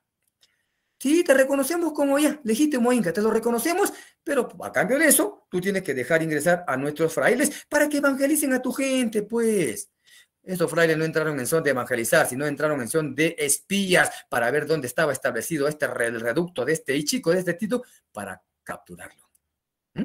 Y se cree que uno de esos misioneros espías habría sido Fray Diego Ruiz de Ortiz, que se cree que lo había envenenado. El Fray Diego Ruiz de Ortiz, o Diego de Ortiz, como dicen otros. Se le vincula a este chico con el movimiento Taquioncoy. O sea, parece que en su gobierno de este chico, Titu Cusi Yupanqui, habría aparecido el movimiento Taquioncoy. Muerto el chico Titu Cusi Yupanqui, su último hijo de Manco Inca, Tupac Amaru, que los estudiosos lo han puesto como primero, o lo llaman así primero. Jóvenes, esto de primero, segundo o tercero nunca existió en el mundo andino. Nunca existió. Eso lo trajeron ya los invasores que los apoyaron, que lo acuñaron esta palabra. Claro, en España pues había Carlos I, Carlos II, Carlos III, ¿verdad? Y acá también seguramente, ¿no? Yo creo que más los estudiosos, ¿no? Le llamaron Tupac Amaru primero, porque años más tarde va a venir otro Tupac Amaru, que va a ser José Galé Condorcanqui. Y para diferenciarlo, seguramente de este con el otro, al otro le pusieron dos, pues, ¿no? Acá. Bueno, miren, un adolescente apenas. Este chico va a romper el acuerdo, el pacto que hicieron con López García de Castro, su hermano. O sea, va a romper la paz de Acobamba. Rompió la paz de Acobamba y reinició la resistencia militar. Después de la batalla de Cuyahochaca, claro, este adolescente va a ser vencido, pues. El chico va a ser vencido en alguna batalla. Una de ellas va a ser Cuyahochaca, perdón, en la batalla de Anonay, Marcanay y Huayna Pucará, acá. Justo en esta última batalla de Huayna Pucará, acá va a estar su derrota definitiva, pues, de este chico, Tupac Amaru I. Tras su derrota, ¿qué hace el chico? Se refugia en la selva. Pero en la selva va a ser traicionado y entregado por un curaca llamado Ispaca del pueblo Momori. Este curaca Ispaca lo entrega. ¿A quién? A los españoles. En este caso, a un capitán. ¿Quién fue ese capitán español que lo captura? ¿Al chico? El capitán Martín García de Loyola. Un capitán llamado Martín García de Loyola, entonces, lo captura. Después que le dio Ispaca, le traicionó. Entonces, el capitán lo lleva al Cusco, y en el Cusco el chico va a ser decapitado por orden del virrey Francisco de Toledo el año 1572. Se acabó la vida del último inca, no solamente de Vilcabamba, jóvenes, sino también de todo el Tahuantinsuyo. Él fue el último inca, no fue Atahualpa no fue el último inca, como dicen otros. No, él fue el último inca del Tahuantinsuyo y de Vilcabamba. Con él se acabó lo que se llama el gobierno de los incas. Ahora sí, muerte este chico. Los españoles ya estaban listos prácticamente, estaban más tranquilos, ahora ya controlaban el territorio del Tahuantinsuyo. Eso, lamentablemente, ¿ya? Luego, la última parte acá. Aquí vemos ahora otra resistencia. Ya no militar, como de Manco Inca, sino había una resistencia espiritual, religiosa, una resistencia anticolonialista y mesiánica, religiosa y espiritual, como el Taquioncoy, que significaría canto de dolor, canto lloroso, danza de la enfermedad. El movimiento más fuerte, jóvenes, y el más importante, Taquioncoy, surgió en la provincia de Lucanas, Ayacucho. Su líder, Juan Chogne. Un movimiento de resistencia cultural contra resistencia cultural contra la invasión española que imponía sus patrones culturales y religiosos. Buscaba el renacimiento de las huacas regionales y el regreso a las costumbres andinas, claro que sí. ¿Cuál es el objetivo de este movimiento Taquionco? Vencer, castigar y expulsar a los españoles y aliados.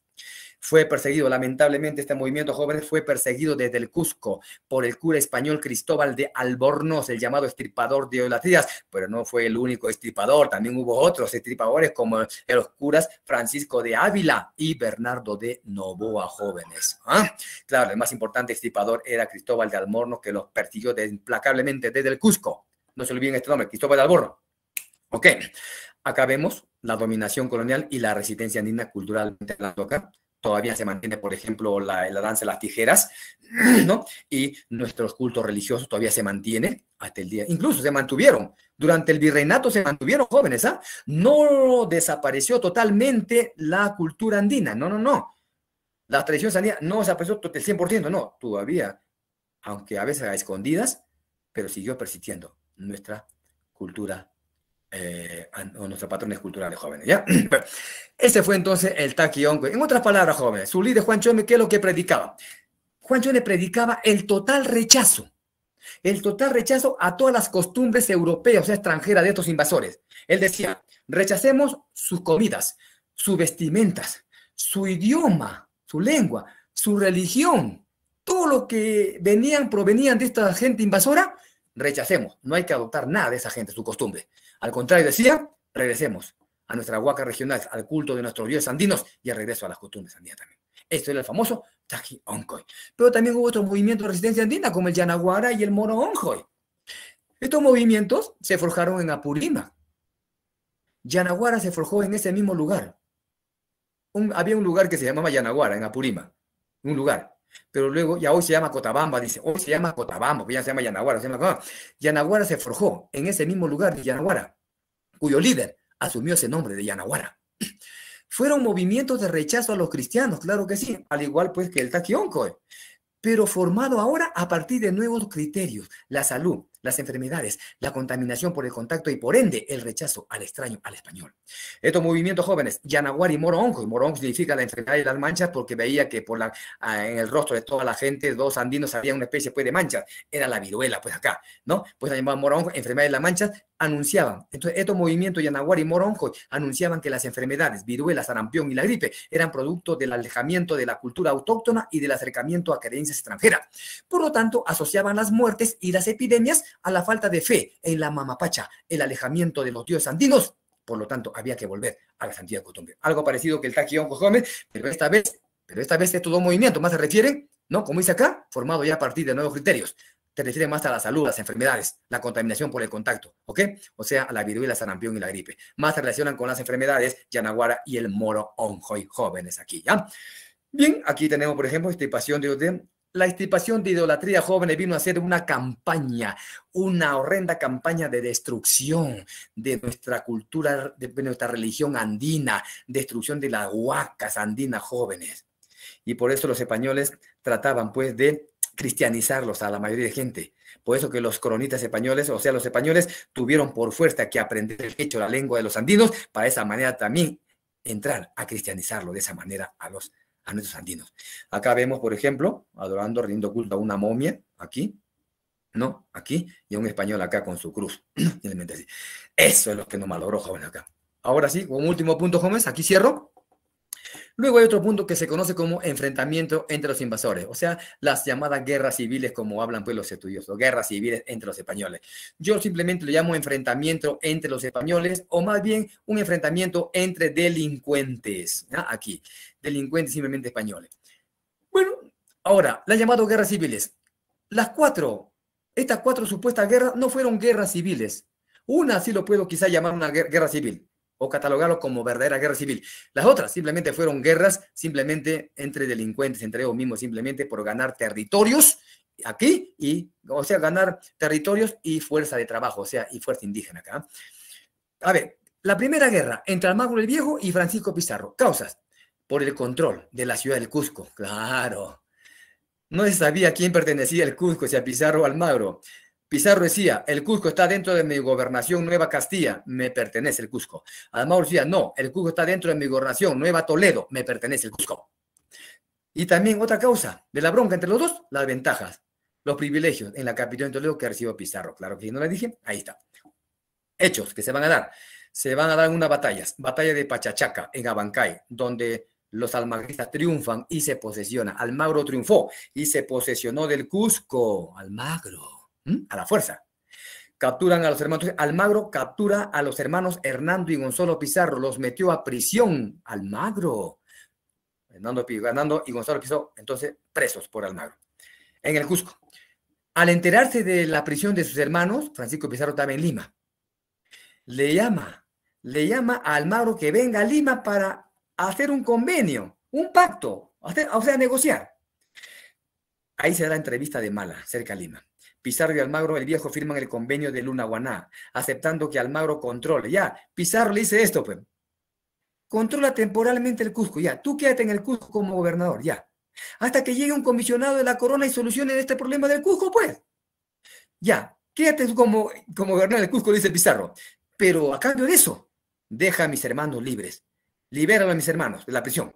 Tonto, Almagro, tonto, que lo creyó a Pizarro. Y los libera a sus hermanos. Los hermanos Pizarro son liberados. Sin tener en cuenta que luego Hernando Pizarro, los dos hermanos, con apoyo de Francisco Pizarro, que le va a dar tropas, se va a enfrentar a Almagro y lo van a matar a Almagro. Eso va a pasar. Luego, acá se da la batalla de las Salinas o Cachipampa, en el Cusco. En esta batalla, sí, pues, no le dije, los hermanos Pizarro organizan un ejército con apoyo de su hermano Francisco, y derrotan a los almagristas, lo derrotaron a Francisco, a Almagro, el viejo, pobre Almagro. Diego Almagro fue ejecutado por orden de Hernando Pizarro. Lo decapitó, le cortó la cabeza Hernando Pizarro a Diego de Almagro. Ahí acabó Diego de Almagro. Pero los almagristas luego se vengan y asesinan a Francisco Pizarro, como se ve acá. La clásica espadaza, ¿no? La espada que le dan justamente, con la espada prácticamente acá. Bueno, se acabó Pizarro, Francisco, lo mataron a Francisco Pizarro. Y ahora sí, los almagristas, encabezados por Juan de Herrada o Herrada, lo nombran Almagro el Mozo, a su hijo de Almagro. Almagro el Mozo lo nombran gobernador del Perú. Ajá. Pero por ese momento llegaba de España otro gobernador, de parte del rey, por orden del rey, Cristóbal Vaca de Castro. ¿Cuál fue la causa? Entonces ahí se mechan los dos. ¿Cuál fue la causa de esta guerra? Por la gobernación del Perú y por la muerte de su padre. Almagro el Mozo también quiso tomar venganza por la muerte de su padre, caramba. Cristóbal Vaca de Castro llega de España y le dice, oye chico, yo no te voy a reconocer como gobernador del Perú, tú no eres el verdadero gobernador, yo soy el gobernador porque vengo de parte del rey, así que no, y se libra la batalla de Chupas en Huamanga. Entonces ahí está lo que le estaba diciendo, llega el Perú de Almagro, no aceptó el Almagro Mozo y gastó la represión contra él. Traición de Pero de Candia, Almagro Mozo fue derrotado y ejecutado por Cristóbal Vaca de Castro. También fue decapitado, igual que su padre, le cortaron la cabeza a pobre Almagro Mozo. Pero ¿por qué fue derrotado rápidamente Almagro el Mozo? Por la traición que le hizo Pedro de Candia, el que manejaba los cañones, pues. Pedro de Candia. Ustedes saben que Pedro de Candia primero era su artillero de Pizarro, ¿verdad? Y luego Pedro de Candia, al morir Pizarro, ¿no?, justamente asesinado, se pasa ya a las huestes de los almagristas. Se convierte en almagrista Pedro de Candia. Pero cuando llega Cristóbal Vaca de Castro, parece que Pedro de Candia quería pasarse a la fila de Cristóbal Vaca de Castro. Y como él tenía los cañones, estaba haciendo disparos, pero los disparos que él hacía a Pedro de Candia salían desviados, pues, jóvenes. Salían desviados, o sea que no llegaban a su objetivo a matar a la gente de Cristóbal Vaca de Castro, porque ya estaba pensando pasarse a esta gente, a Cristóbal Vaca de Castro. Entonces, eso se dio cuenta Almagro el Mozo. Se da cuenta, le dice, oye, ¿tú qué estás haciendo? ¿A dónde estás disparando? ¿Qué hace? Le dice, maldito, traidor. Le dice, saca su espada, se asa de cólera Almagro el Mozo y lo mató a espadazos a Pedro de Candia. Por la traición de Pedro de Candia, en la batalla de Chupas, Almagro el Mozo también fue derrotado rápidamente. ¿Ok? Luego se va a librar otra batalla, la rebelión de los encomenderos contra la corona española, joven. A esta sí yo puedo quizá llamar una guerra civil, porque ahí se enfrentan los encomenderos aquí en el Perú contra la corona española, contra el Estado español, jóvenes. Este sí puede ser una guerra. Una guerra civil, jóvenes, es cuando se enfrentan dos proyectos políticos diferentes. En este caso, el proyecto político de los encomenderos que querían mantener sus encomiendas aquí y sus tierras aquí en el Perú. Y el otro proyecto político de la corona española que quería quitarle sus encomiendas y las tierras a los encomenderos, pues. Esa es una guerra civil. Ajá, ok. Bueno, yo la llamo guerra civil, ¿no? Fundamentalmente así, bueno, pero lo he llamado guerra simplemente las cuatro. Bueno. ¿Cuál fue la causa de la rebelión de los encomenderos contra la corona española? por la aplicación de las nuevas leyes en América. Claro, estas nuevas leyes suprimían sus encomiendas, ya que los golpeaba política y económicamente. Claro que sí, pues jóvenes. El rey Carlos I promulgó las nuevas leyes. ¿Pero por gestiones de quién? Gracias a las gestiones de quién. Gracias a las gestiones del fray Bartolomé de las Casas, que se fue a España para que el rey promulgue nuevas leyes a favor de los indígenas. Porque el fray Bartolomé de las Casas vio el sufrimiento, la explotación de los indios por parte de estos malditos encomenderos y le rogó al rey que promulgue nuevas leyes, y por eso promulga estas nuevas leyes para América. Una de esas leyes suprimían las encomiendas. Una de esas leyes decía así, jóvenes: muerto el encomendero en la primera vida, sus encomiendas pasan a la corona española. ¿Qué significaba eso? Muerto el encomendero en la primera vida, sus encomiendas pasan a la corona. Los encomenderos dijeron, ¿qué cosa? O sea que si yo muero, no les dejo en herencia mis encomiendas a mis hijos. Inmediatamente se lo lleva a la corona. Ah, no, eso no lo podemos permitir, dijo. Eso era una ley que decía así: muerto el encomendero en la primera vida, las encomiendas pasan a la corona. Eso no lo queríamos perdonar los encomenderos y se enfrentan a la corona. Nombran como su líder a Gonzalo Pizarro. Gonzalo Pizarro vino a ser el más rico encomendero del Perú, jóvenes. El más rico encomendero del Perú, Gonzalo Pizarro. La corona envía al primer virrey Blasco Núñez de Vela para enfrentarse a Gonzalo Pizarro. Pobre Blasco Núñez de Vela. Aquí está Gonzalo Pizarro. Una mirada muy malvada, ¿no? Se produce la batalla de Añaquito en Ecuador. Gonzalo Pizarro es proclamado gobernador del Perú, claro que sí, su líder. Y triunfan los encomenderos y el virrey fue decapitado. Pobre virrey fue decapitado. El primer virrey Blasco Núñez a mano de Gonzalo Pizarro en la batalla de Añaquito, Ecuador. Los encomenderos se negaron a reconocer la autoridad del virrey. Claro que sí. Luego se dio otra batalla de la Guarina, cerca del lago Titicaca, en Bolivia, donde Francisco de Carvajal, llamado el demonio de los Andes, vence a Diego Centeno. Diego Centeno salió en defensa, pues en defensa del virrey asesinado, salió en defensa del rey, pero logró huir Diego Centeno. ¿Quién era Francisco de Carvajal, el demonio de los Andes? Ustedes seguramente han escuchado hablar, jóvenes, de este señor. Era un anciano ya de 84 años, un anciano de 84, pero muy diestro, muy hábil, muy diestro en lo militar. Rápidamente, cuando se enfrentaba a sus enemigos, rápidamente lo descuartizaba, lo mataba implacablemente, sin compasión. Por eso su gente le llamaban el demonio de los Andes. No se confunda con el demonio o el brujo de los Andes, que fue Cáceres. Cáceres fue el brujo. Este dice, no, yo soy más demonio. El demonio de los Andes, Francisco de Carvajal. Francisco de Carvajal vino a ser su maestro de campo y su consejero de Gonzalo Pizarro. Y pues, justamente, este viejito, Carvajal, Francisco de Carvajal, le da un consejo a Gonzalo Pizarro. ¿Sabe qué le dice? Mira, ¿qué le aconseja? Le dice, oye, Gonzalo, corónate rey del Perú. Corónate rey del Perú, de estas tierras de aquí, y sepárate ya de España. O sea, que se independice de España, independízate de España. Ah, caramba. O sea, ¿quién fue el primer español? ¿Quién fue el primer hombre en el Perú, el primer español que quiso la independencia del Perú con España? ¿San Martín? ¿Bolívar? No. Fue Francisco de Carvajal. Él fue el primer en pedir la independencia de España, del Perú respecto a España, cuando le aconsejó a Gonzalo Pizarro que se corone rey del Perú y se desvincule, se independice de España. Imagínense, eso fue Francisco de Carvajal, su consejo que le dio. Parece que Gonzalo Pizarro no quiso escucharlo al viejito, ese consejo, y prefirió mejor enfrentarse al pacificador Pedro de la Gasca. Y ahí se da la batalla de Jaquijahuana en el Cusco. La corona española envió al pacificador Pedro de la Gasca. La Gasca hizo un pacto con buena parte de los encomenderos, o sea, de los soldados que apoyaban a Gonzalo Pizarro. Y así lo derrotó y decapitó a Gonzalo, a los dos, a Gonzalo Pizarro y al viejito, al demonio de los Andes. O sea que pacto, mire qué inteligente, ¿eh? ¿Quién era la Gasca? Pero la Gasca simplemente era un sacerdote, jóvenes, un sacerdote español, pero mucho más cauto, más inteligente, más diplomático. Claro que sí, más diplomático, más inteligente que el primer virrey Blasco Núñez de Vela. Por eso mire lo que le pasó a Blasco Núñez de Vela. Blasco Núñez de Vela simplemente, este primer virrey, quiso aplicar esta nueva ley sin compasión, implacablemente a los encomenderos, y eso le costó la vida, pues. Entonces, miren, ¿quién promulgó las nuevas leyes? El rey Carlos I V. Gracias a las gestiones ¿de quién? De Bartolomé Las Casas. ¿Y quién trajo esas nuevas leyes a América? El primer virrey Blasco Núñez de Vela, para aplicarlos a los encomenderos, y le costó la vida, lógicamente. Entonces, él era más cauto, más inteligente, más diplomático. Mejor pacta con los soldados. La mayoría de soldados que eran encomenderos, que apoyaban a Gonzalo Pizarro.